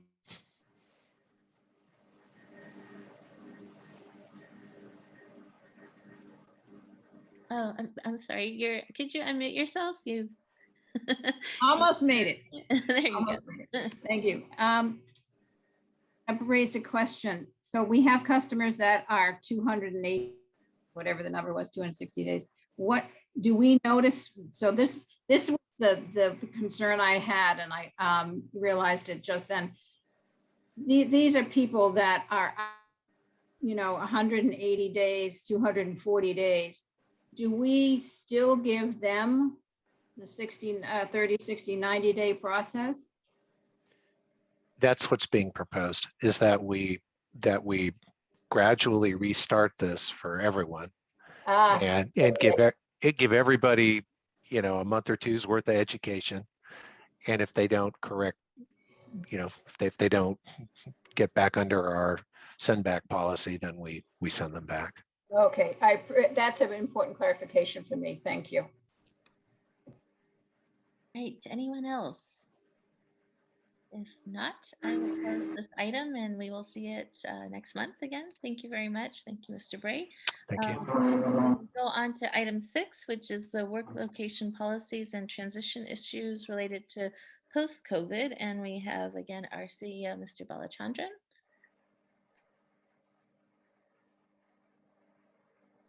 Thank you, Chair Abekoga. So if you can go to the next slide. We've presented this to the Finance Committee and Executive Committee. I want to thank both the committees for the discussion we've had. And so back in March 2020, we shut our offices down just like the rest of the state did. And we thought we'd work remotely for a month or two. The board was also extremely supportive in asking me to make sure that all the staff was well taken care of during this pandemic period. So you provided on 2 occasions benefits for special leave if someone was hit with COVID or there was a COVID-related issue. And so that has been offered to employees, and that continues even now through the end of September. We've also, in the middle of last year, we told employees that they could work on a 100% remote basis through September 30th of this year. And at that point, when we talked about it, we didn't have an idea about the vaccination regime or didn't even know when vaccinations were going to come out. Obviously, we're in quite a good place today. And so looking forward to how we return to work, I wanted to tee this up with the committees and the board to get some guidance for 2 issues. One is, it's more for you. No, I don't need guidance on that, but for you all to discuss as a board how you're going to come back together, and then give me some high-level guidance on how to develop policies and procedures for staff. Next slide. So this is to thank all of you for the board supporting staff through this period. Next slide.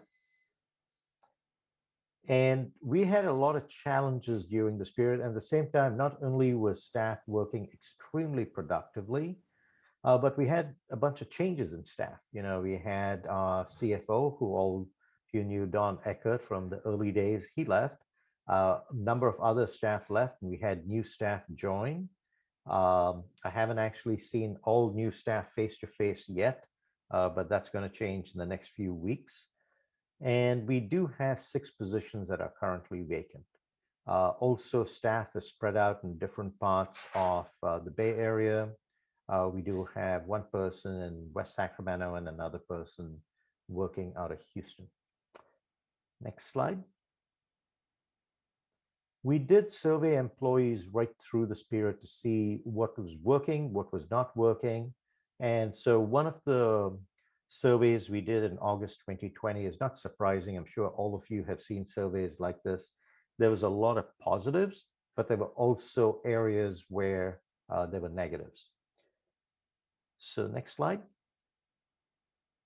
And before this meeting in the last month, we reached out to staff again and said, all right, we know we're going to end of September. It's no longer going to be 100% remote. So what does that look like for you? What is it that you're looking forward to? And so here are some of the issues that staff has brought up. And these are issues that are shared not just by our staff, but as we read the literature and do research of what other companies are going through, this is very similar to what other people are going through. And I want to continue getting staff involved in this discussion. So I'm hoping for continued feedback from you today, and then involve staff and all the directors in creating policies for a very positive workplace going into the future. Next slide.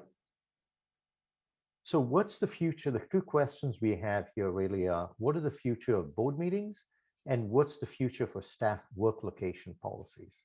Because in the past, we had 100% face-to-face, whether these were board or committee meetings or work. And then during COVID, all board and committee meetings and staff work were 100% remote. And these are the two questions we need to answer. Obviously, the first question is completely up to the board. And the second one, we would really appreciate some guidance from you. Next slide, please. So when it comes to the board meetings and committee meetings, state laws are going to define how these meetings operate. So General Counsel Stepanisic and I have been in touch talking about this, and I'm sure all of you in your city councils are looking at this. There are a few bills that have been introduced around not just about how city council and special district meetings are held, looking at additional public participation in these meetings. So we'll continue to monitor them. And then, of course, you will make the decision about how you want to run board and committee meetings. Next slide. When it comes to the future of staff work location and policies, we were thinking, based on feedback we got from both the exec committee and finance committee, I think, and from staff, these are the three general areas that we really need to balance between 100% face-to-face and 100% remote. The thing that worries me the most actually is the middle one, which is competition for talent. Things have changed.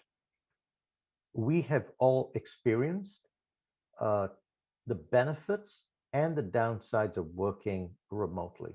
And so it's no longer theoretical. I came from a mindset where for me, it was all face-to-face. And I think just this experience of the last year has changed the way I think about this. And actually, I'm not alone, really. These are, millions of people across the country have experienced this. And employees, workers have options. And so to me, I'm really interested in creating workforce policies and procedures that continue to make SVCE a great place to work, and it is the workplace of choice. Relationships, bonds, and culture, not only do we want to encourage that through face-to-face meetings with our staff, but also the relationship between staff and the board. And through all this, we want to make sure we're working efficiently and effectively. So those are the three, I would say, general kind of interest and maybe policies I'd like your feedback on, and then I can always come back with specifics on how to implement this. Next slide. So as I told you, through September 30th, we're continuing to work 100% remote. However, on a voluntary basis, if people want to come in, we've set certain guidelines. So initially, we're going to do outdoor meetings, small meetings, and then if you come indoors, we're going to limit the number of people who can come in, and also have the need to wear masks if you're in the office, but if in your cubicle, you don't have to wear it. So we have several safety procedures in place already. Next slide. After October 1, we'll transition to a hybrid structure. And my thinking is, after October, we'll look at maybe a 6 to 9 month period of a transition, and maybe split it up into three-month periods where we start to experiment with different things and see what works effectively for the board and for staff. So we are looking at whether it's, when do we all come in so we are face-to-face to make sure that collaboration is increased, just that picking up information, right? The random pieces of information you pick up by just being in the office, how do you ensure that that's maximized? At the same time, the benefits of remote work, we want to make sure that we can continue that. And we got comments from both the Finance and Executive Committee to make sure that issues around equity are addressed, to make sure that those who are remote don't feel like they are second-class employees compared to those who may be in the office. So there are a number of things to balance out, but fortunately, we have a number of organizations across the country, and especially in Silicon Valley, who are coming up with some very creative solutions. Next slide. So this is my last slide. The next steps for the board and the CEO. First, for the board, what do you think board meetings should look like in the future? Should they be all in person or hybrid? Committee meetings, should they all continue to be in person the way we did it pre-COVID? Or would you be interested in doing it in a hybrid manner? And then from my perspective, based on feedback I get today, I'll develop post-October work location policies that will be phased in collaboration with staff. And then if there are changes to policies, I'll bring it to the executive committee and to the board. So that's my last slide, and happy to take any questions. Thank you. Any questions from directors? If not, I'm going to open this up to public comment and then we'll bring it back. Director Williams, do you have a question? Yes, please. Thank you, Chair Abikova. Girish, thank you for your presentation. On slide 5, a little clarification would help me, please.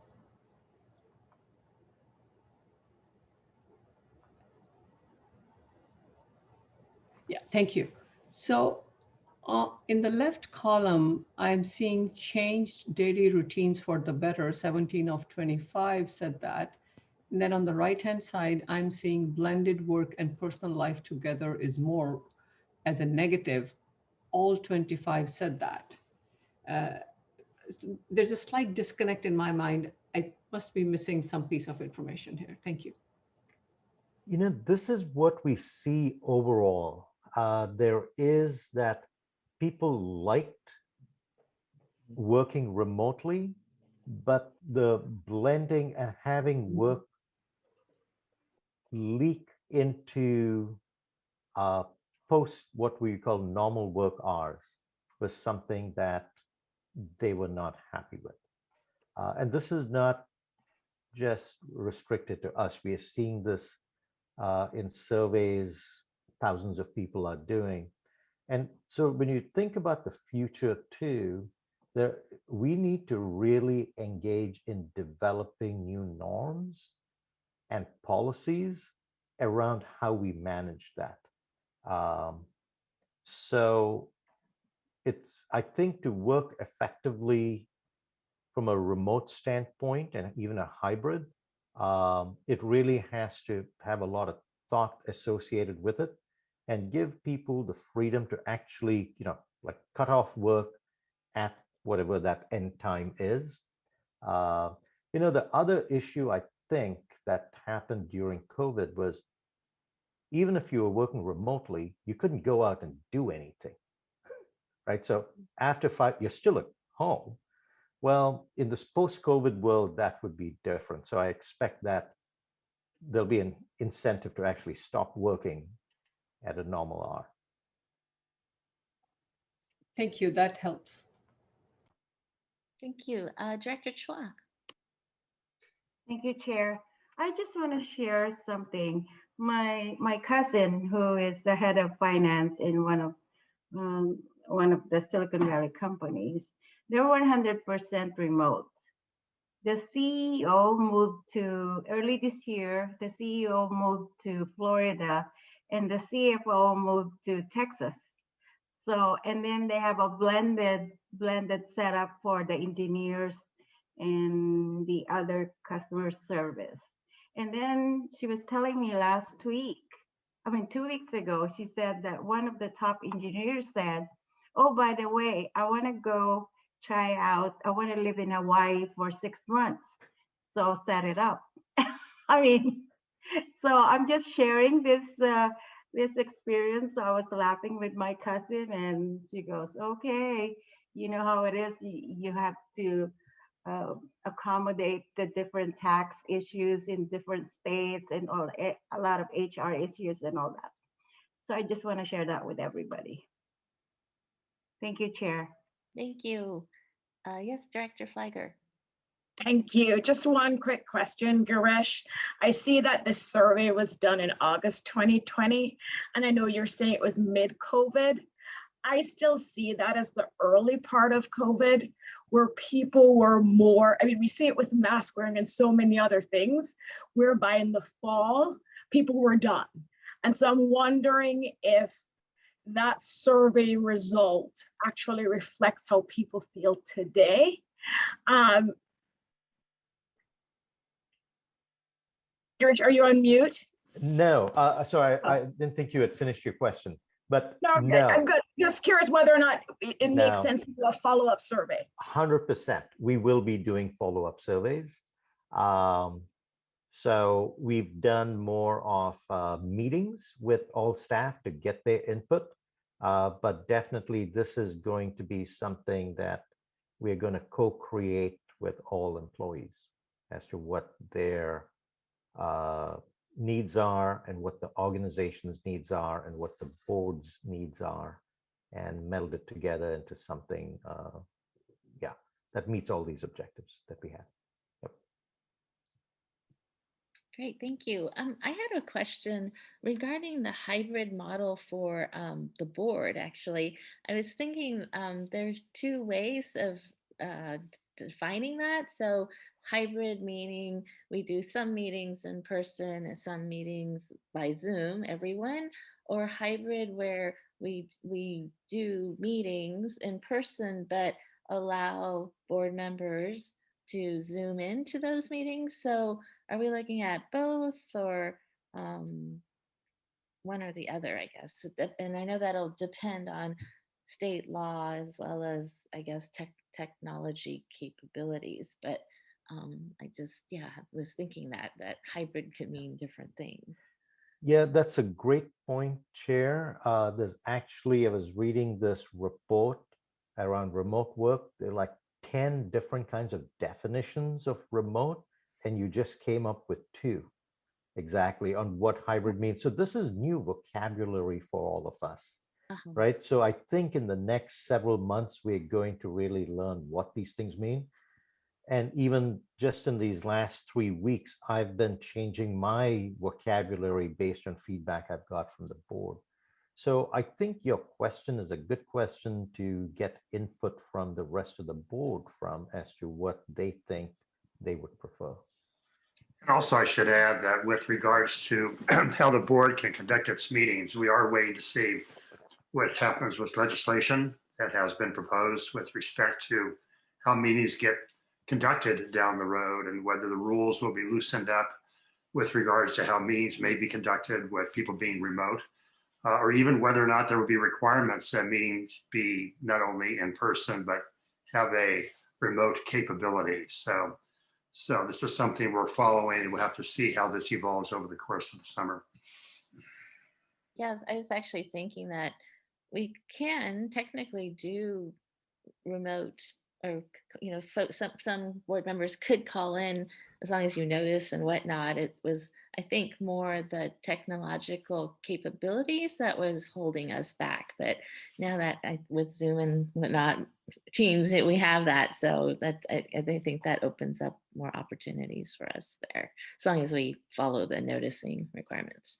But Director Larson, thank you for Thank you. So yet another kind of wrinkle variation on hybrid is to consider not just whether board members can Zoom in, but whether the public can attend. And it's possible that we might want to have all the board members be physically present, but allow the public to Zoom in. Some members of the public have said that helps them. It's easier for them to stay engaged and participate. Just the other day, though, I was talking with some regional advocates who say now they need to monitor 2 or 3 simultaneous meetings because they can zoom to all of them at once. And sometimes the public comment periods for multiple items come at like almost the same time. And it's a whole new level of stress for the public to try to multitask in that way. So there are always pluses and minuses. But anyway, I think that's another aspect for us to consider. I'm also interested in what is the staff overhead, to the extra work to run a Zoom or a hybrid meeting. I know in my city, Sunnyvale, we need to have at least one extra person just to monitor the technology, and yeah, there's just more to pay attention to. And so I'm wondering what has been our experience so far. So I'm going to start answering that, but I'm going to ask Andrea Paisano to also pitch in. So Andrea is the center of all these meetings, whether face-to-face or remote.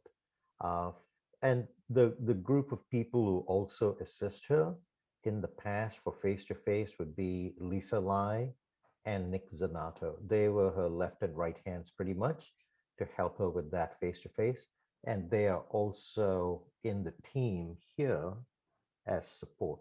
So in case Andrea's connection goes down, Nick can step in for co-hosting, etc. But Andrea, would you add to that, please? Yeah, sure. So as Girish mentioned, I have my right-hand man and woman, Lisa and Nick. Regardless if we're in person or remote, they're there with me. When we did in-person meetings, we did utilize Cupertino's video team. So they have a whole production team that would attend. So that was an additional cost to us for them to do that and provide the recordings and editings of our videos. So now we're able to do that. Our turnaround time to post these meetings, the recordings of these meetings, that is, to our website is fairly quick. It's about 24 hours. So it's been actually quite nice to have the ability to have control of that in these Zoom settings.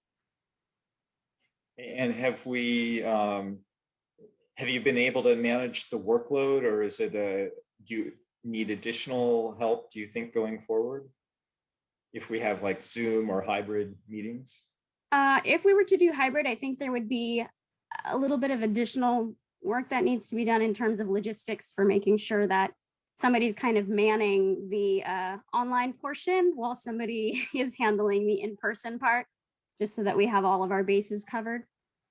Okay, that makes sense. Thank you. Great, thank you. I'm going to open this up for public comment, and then I'll bring it back for more questions and also comments from the directors. So are there any members of the public wishing to speak? If so, please raise your hand. If you're in the attendee box, press the raise hand button, or on the phone, please press *9. And I don't see any, so I'll close public comment and bring it back to the board. And yes, Director, I think I saw Martinez Beltran's hand. And please feel free to provide comments, direction. This is discussion this evening, and then I believe it'll come back for formal policy adoption later. Thank you.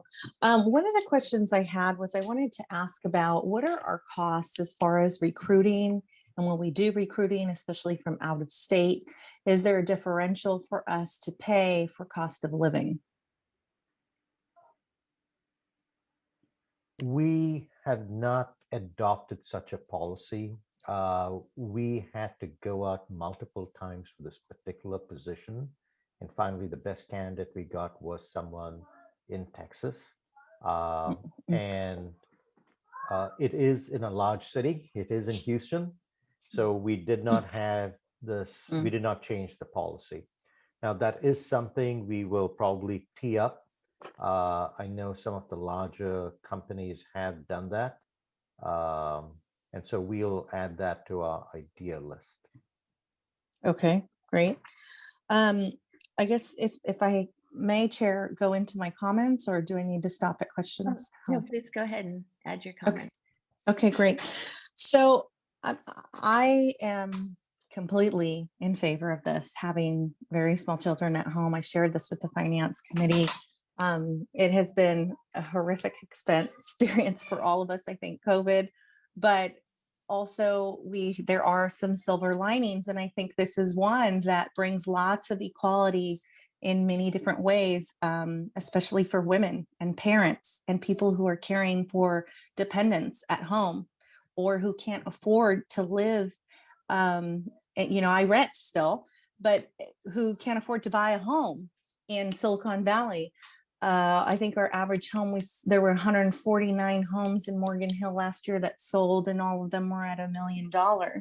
So giving that flexibility to people, good people who are committed, who want to work for SBCE, I think makes us very competitive. This is a really specific skill set, and I think it really shoots us to the top. I don't think we'll be alone by any means. I mean, I think everyone is going to jump on this bandwagon and try and see how they can be more competitive for their employees, how they can provide a better quality of life. And all that is without really impacting our bottom line so much. So I think we're a much more fluid society. And I don't want to say, that there are not downsides, because there absolutely are some downsides, and that's the personal side of it. I'm very much an extrovert. I really depend on that piece of it, being able to talk with my colleagues and have a side note, and it's just a much more subtle conversation than having to pick up the phone and call them for something that really isn't such a big deal. But I think a hybrid is a wonderful kind of happy medium for us to look at. And I would really like to encourage for us to do that. There's no way during the middle of COVID and we won't go back. I think people are starting to think, I was just on a call yesterday with 3 men who were telling me, older men, that, what are you talking about? COVID is done and we're out of here. And I'm like, really? Because I've got 3 children at home with me right now. So I think if we're not, if kids are not back in school 100%, I mean, we're in COVID. We're still very much in COVID. And I think we need to think through that. So those are just some of my thoughts. And I would really encourage us to, to consider this however we can. Thank you. Thank you. We'll go to Director Tyson. Well, thank you. Boy, Yvonne, I really liked your comments. They made a lot of sense. And I think that also opens up for us the fact that of the, 35 people on this, we probably all have 35, maybe 36 different experiences to relate. And me, in my professional life, I work with a lot of little companies, and I tell you, a lot of my 1-hour meetings, I can do them back to back now that I could never do. And so I'm actually feeling a huge gain in productivity for me in responsiveness and being able to do that. So I really connect with that 25 out of 25. I don't know when to shut it off. Like, when can I eat lunch? And that's a thing that I'm certainly dealing with. My overall conclusion, I would say, I would echo what you're saying, Yvonne, about a hybrid model. I actually kind of like the idea of having, let's make up a schedule. 1 out of 3 meetings be in person and 2 out of 3 being remote, if we're allowed to, granted. And when it comes to committee meetings, I'm feeling a little more remote, in terms of percent, just because of that kind of transition sort of thing. But some of the thoughts that I just want to throw out here too are that it's really interesting at the earlier comment we had about there wasn't anything else to do. And so we were able to focus on doing things a certain way, but with more things to do, the rules will change a little bit. So I've got a vacation planned, and I realized, oh no, I could still go to these stupid meetings even though I'm on vacation. Oh no, how am I going to do that? But so my bottom line is, I like the idea of a hybrid.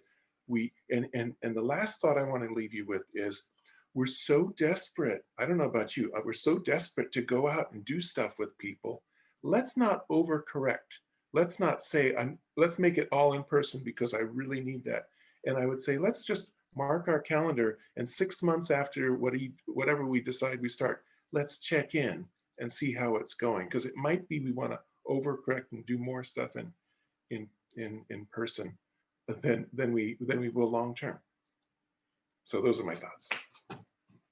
Thank you, Director Tyson. We'll go to Director Larson. Thank you. I really like that idea of picking out occasional meetings where either we're all in person or primarily in person.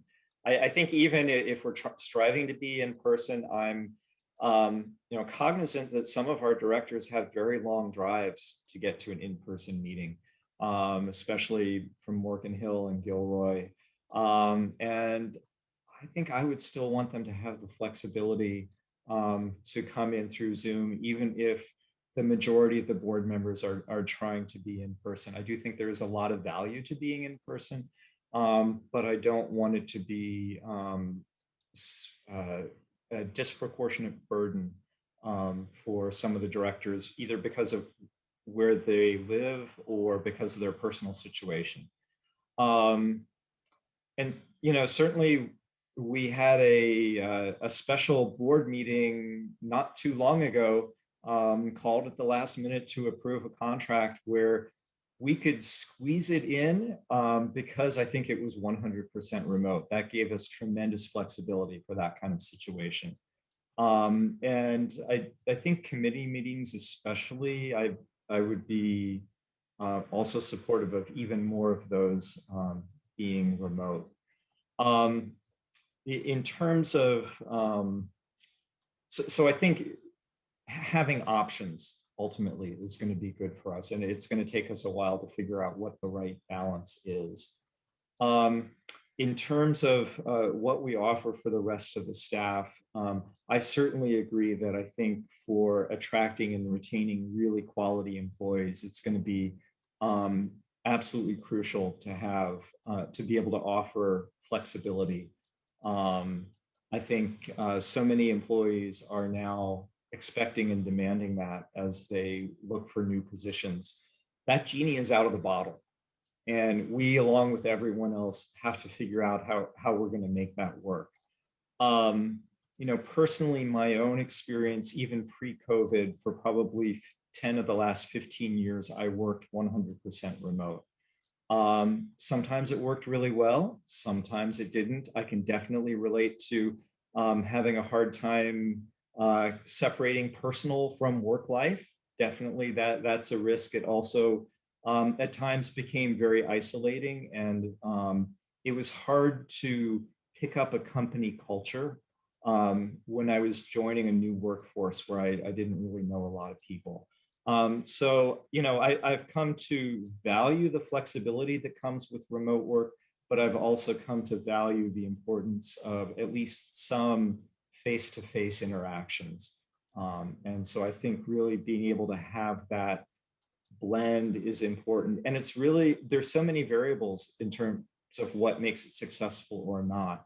The role, the individual person, the nature of the project that they're working on, the company culture, all of that. So I think it's going to be important for our CEO to have a lot of flexibility. Our managers may need some additional training or working together on how to manage people who are working remotely more. I know that question has often come up, that just the way that you manage people has to adapt. But I think that this is where the workplace is going. And we have a small, high-performing team, people who take a lot of professional pride in doing their job well. And we already offer them, we give them a lot of responsibility. And I think this is, one more, whether to work remote or in person and make those choices to figure out what works for them, is one more responsibility that I'm very comfortable with them having. And I think it will make us more competitive as an employer, which is absolutely critical for our small team. So I'm supportive of what, Girish, what you're exploring. And for the board, I think we're going to have flexibility and figure that out over time. Thank you. Thank you, Director Larson. We'll go to Vice Chair Gibbons. Off you. So hi. as most of you know, this has been a very, very difficult discussion for me. I described it as being an Indiana Jones movie, putting my hand between the rocks and not knowing if I was going to be bit by snakes or mice or whatever kind of thing. But I think it's important, and I'm glad that I'm putting these questions out there because I think it's helping the conversation, which is that I totally, completely, and absolutely cannot stand Zoom. I think that this entire year has been a tremendous loss in productivity for a lot of the groups and meetings I'm at. It's just my experience. So I think it's important to recognize that not everybody experiences the Zoom things. George, I can't stand 10-hour days with 10 one-hour meetings in a row. I burn out. I totally. But what that conversation was helping me understand is that this is more than a discussion about remote work. Okay, that's kind of what's been turning me off.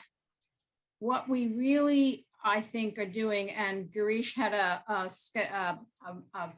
diagram he might pull up again, which is the scales with the 3 bubbles. What my concerns have been is that it's the people that make the organization, the culture that's been established, the relationship between board members and staff.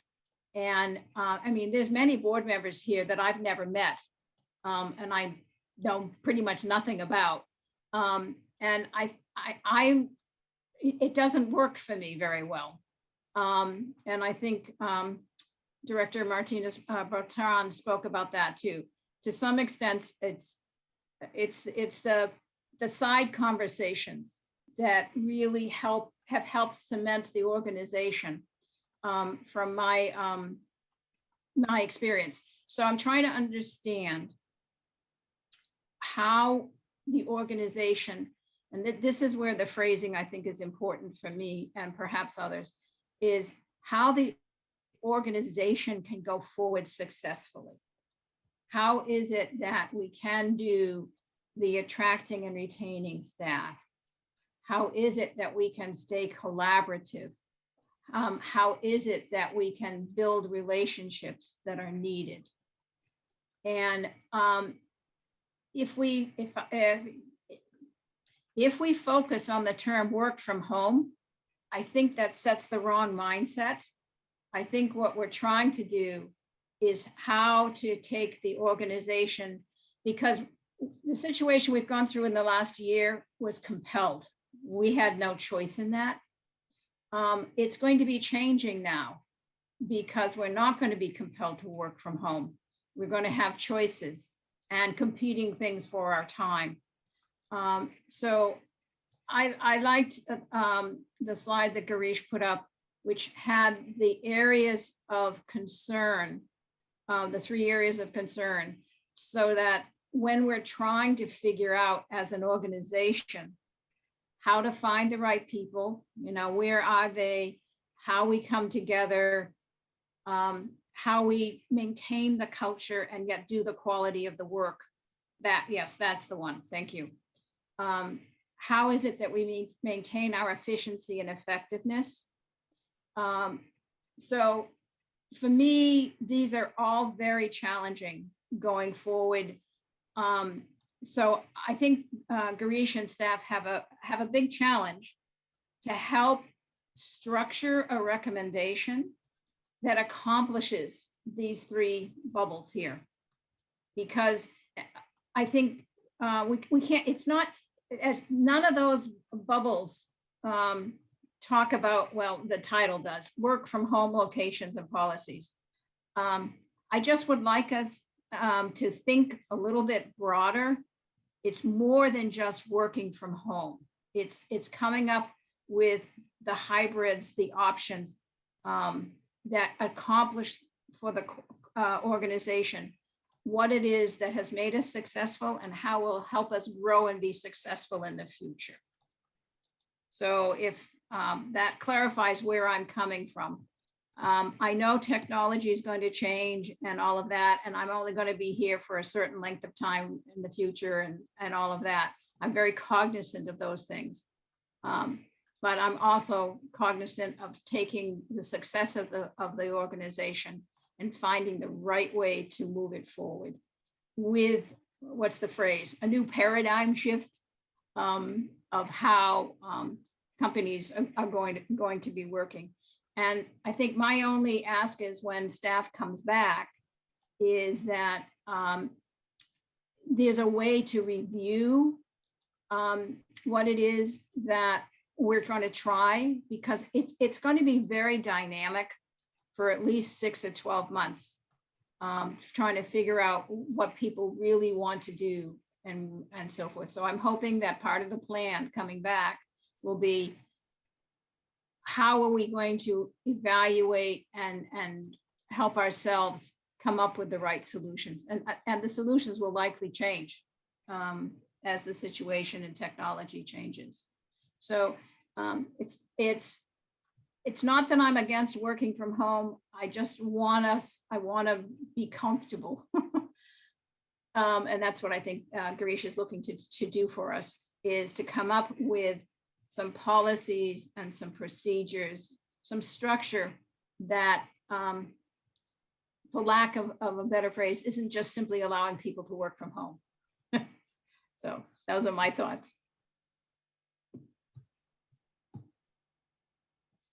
Thank you, Vice Chair. We'll go now to Director Walia, and then we have Director Hilton. Thank you, Chair Abikoga. Boy, I agree with almost everything that has been said so far. I personally do not like Zoom. However, I think this is a technology that has really helped drive the point that I firmly believe in. Living in Silicon Valley, what I'm trying to say is, we are at a point of transition in numerous ways. I don't think we are going to go back to life as it was pre-pandemic. For a long time, one of you mentioned, I think Director Larson mentioned that personally you have been working 10 of the last 15 years, 100% remote. I think in Silicon Valley, we have a lot of people who work remote. And in my mind, it's an issue of flexibility. Whether you work 1 or 2 or 3 or 4 or 5 days remote or certain hours, we are all at a point where we need to have the flexibility in the lifestyle. And I completely support, Yuan, you raised all the issues that are in my mind. We are looking at situations where we need to provide flexibility for young families. I have noticed you have young children. I look at Director Hilton. I've seen his daughter, I believe. And coming from that distance, this was also touched upon. So let me go through it in numerous ways. For the directors, I think depending on what the state calls, I am totally supportive of the numerous hybrid models that have been suggested. Director Tyson talked about number of meetings, all in person, some directors remote. All of those, I am open to the idea. For me, distance is not an issue. I am next to Cupertino. So personally, that's not an issue, but I do think we can achieve a lot. All of us with our council responsibilities will suddenly get even more busy with all the events that will start happening. And I do find that having those back-to-back meetings that Director Tyson talked about does help me manage and attend more meetings. So there is that time efficiency that happens. So totally open to the idea of director meetings and the committee meetings as well. I'm not on any committee right now, but I think a lot of those committee meetings can be handled remotely. I am basing that on my experience from the committee meetings I have in Saratoga as a council member. Back to the staff, I think it's all the more important that we keep families with young children in mind, single parents, women, caregivers. I have neighbors I have seen their cars would be in and out probably 10 times a day. They would be literally driving back and forth from work, picking up, dropping a child, and so on and so forth. This is when the kids are not down with a cold or something like that. It is peaceful in these homes now. I actually see the parents and the children, maybe in the early COVID days, they had set up badminton nets in their driveway. It's a very different feeling. I find families having the time to spend with each other. And these are examples where they do not have a long commute. I know people who have long commutes. So I will, not to go on and on, I completely support this. I also think here is an opportunity for the organization to be a leader in yet another manner. When we look at the strategic plan goal number 8, it talks about reducing greenhouse gases. The biggest contributor is transportation. Why should we not be leading on that front and saying, yes, we give the flexibility, the deliverables are important. And I think that even in my 4 short months or 5th month here in this organization, I believe this organization has an excellent small set of high-performing team, as one of you just mentioned. That has been my personal experience as well. Our mission is to address climate change, and I think let's move forward with it. And Yuvan mentioned one more point about the housing, and that was something I had also thought about. Indirectly, it helps us say that our focus is the best talent without putting extra burden on housing locally. So I am open in terms of policy to whatever works best, whatever is flexible. And I think one of the key points came up, again, Director Tyson, I seem to be quoting you. It's a very good thought that we should check in at 6 months after we implement this, because I agree with you, Director Gibbons, you're right, things will evolve. Not just the directors, but the staff will also have their input from numerous perspectives. And so we can fine tune it as we move forward. Those are my thoughts for now. I do have a quick question for Greg. Any idea when we may get an understanding from the state regarding the council and the Brown Act agency meetings? No, it should be relatively soon. I think the governor's going to have to deal with it in some way with his executive order and when the reopening occurs on June 15. So that's what I think may be the first signs we'll see. With legislation that may be occurring, that'll be during the course of the summer, and by September, we will see what type of legislation may evolve. Thank you. Thank you so much. Thank you, Director Walia. We'll go to Director Hilton. Thank you, Chair. So personally, I feel like I've been more productive with Zoom. As a newly elected, just like many have said, I've been able to do back-to-back and be in different rooms from sometimes the comfort of my, of my office or out back with my daughter, while she's swimming with friends. I think that the flexibility of our CEO and the directors is going to be essential with not only with retaining staff, but also with recruiting. So I'm very much in favor of what Girish mentioned. Thank you for considering the commute from the members of Morgan Hill and Gilroy. I haven't had to do that commute up to Cupertino yet, obviously, as someone newly appointed here. Yeah, I mean, I can only imagine having to add those extra hours on to my commute to show up to the meeting. I feel the same way about those that have said about staff, that you might have someone that's can't afford to live near where the headquarters are, but at the same time, they could add value to the company. And I would hate for them to be sitting in a car or trying to catch public transit and commuting long hours. For our board meetings, I am in favor of a hybrid model, depending on how the law can happen. I'm a big believer of in-person meetings and the benefits of that. So I understand what everybody's been saying about that too, but also being able to have them hybrid and just the way we talked about having that special meeting turnaround in the middle of the day to get some action done.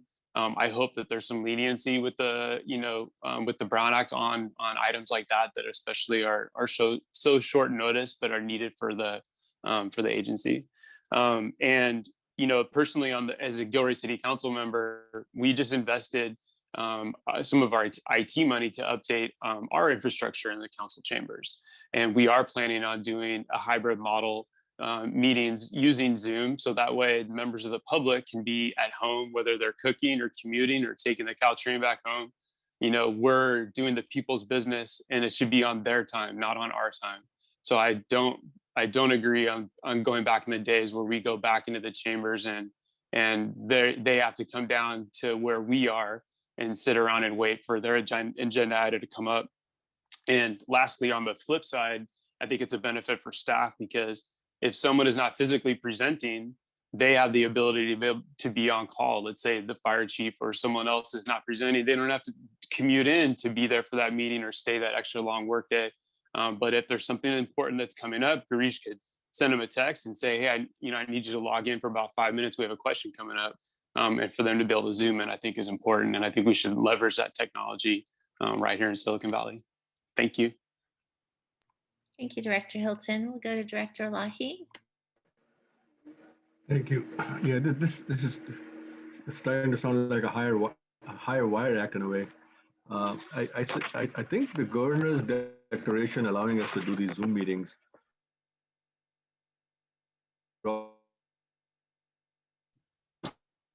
Director Lahi, you're breaking up on us. I don't know if you can maybe turn off your video.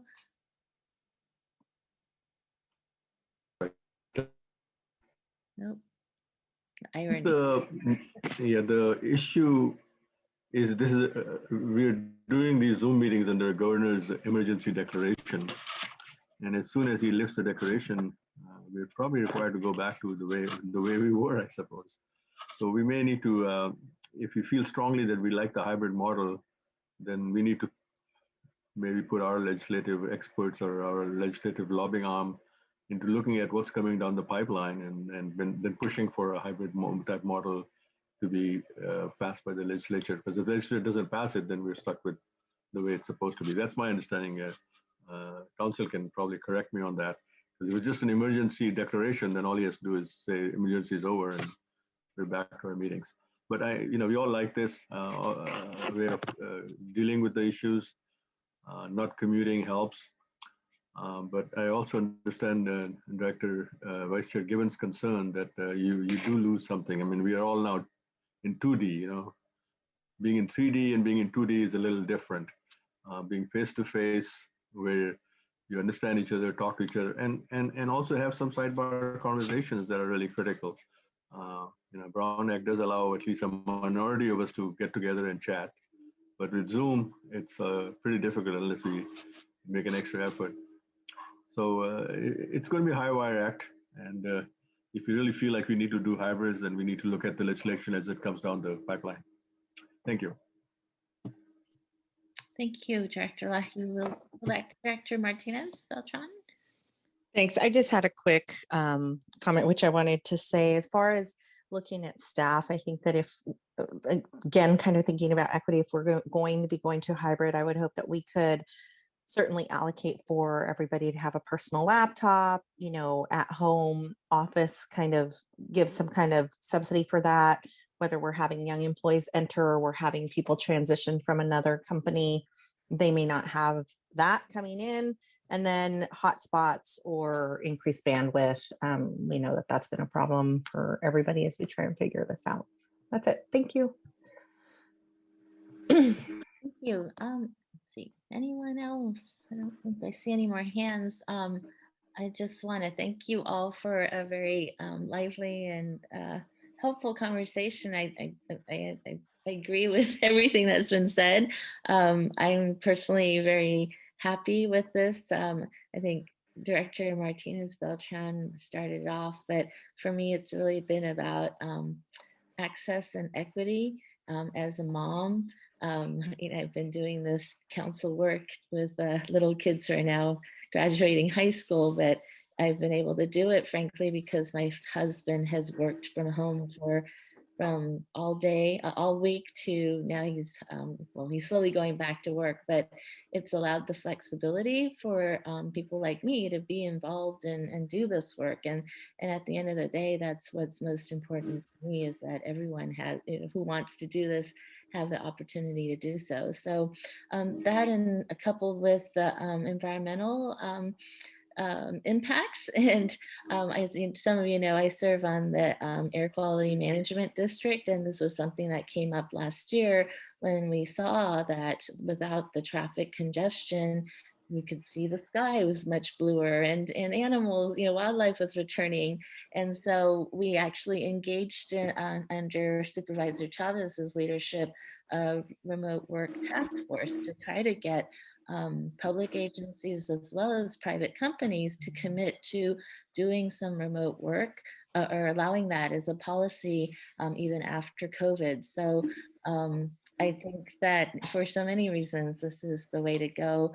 And from a staff perspective, the job market is pretty tight for our city of Mountain View. During this past year, we saw quite a few folks leave. Just COVID, making folks think about what their priorities in life are, or realizing that they could go buy a house in the Central Valley when they've been renting in Mountain View for so many years. And so we've actually lost quite a few employees. And for me, we have a great team here at SVCE. I think keeping them is top priority for me. And then to be able to recruit top talent, I think we just have to be more flexible and give folks that option. So I support for the board, frankly, I actually like the idea. I was thinking maybe quarterly we could meet in person and then try to do the others by Zoom. But I've always thought of the Gilroy Morgan Hill representatives and how difficult it is, because even for me from Mountain View to Cupertino, it was getting to be like a half an hour plus drive, and I was I was like late a few times. So I definitely want to give that option to be able to call in if your schedule is just not allowing for that drive in. So and then committee meetings I think are fine to do even more remotely. And then again with staff, I do want to provide that option of a hybrid option. So I look to our CEO to come up with a policy that can work. And I appreciate the comments about checking in at 6 months or a year, and then training on how to manage this new environment. I think that's super important. I appreciate Director Larson's comments about that. So I think with all of that, you probably, Mr.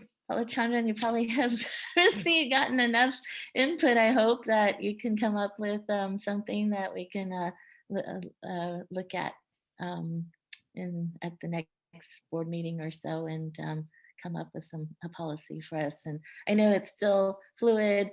Well, we have to wait for the governor to come down with what he decides to, but I think that we are headed in a certain direction. So thank you all for this very lively conversation, and thank you all for hanging in there. I know we went a little long, but I think it was important to have this robust discussion. So thank you very much. Is there anything else you need from us, Mr. Girish? No, this is great. And it's actually also very timely because, as I said, we are hiring. We have 6 open positions, and candidates, this is, in fact, they ask this question: what are your policies? And so it's very timely to get this kind of feedback and support from you.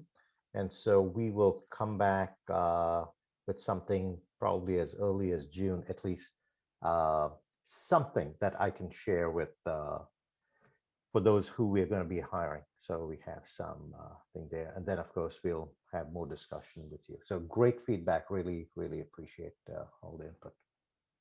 Great. Well, thank you very much. And with that, I'll close this item then and see if there are any board member announcements or direction on future agenda items. You have a hand raised in the attendee box. Oh, I'm sorry. I forgot to. Actually, I think I did open it up to the public, but that's fine. I can, I will reopen it. Brian, alternate director, Mekachuk, welcome. Please unmute yourself to speak. Hi, thank you for taking my my comments. I'm on a couple of committees, and I think both Director Gibbons and Garish mentioned this, that some people haven't met face to face. And since I was elected and appointed to as an alternate, I haven't met people face to face. And I think, Garish, you mentioned that you haven't met our CFO face to face yet. And that's pretty amazing. So I think it would be good to have at least one meeting face to face. And then if we were to have a quorum that meets face to face, and then allow other people, you know, in I guess what you call the hybrid format to attend remotely, that could be super helpful.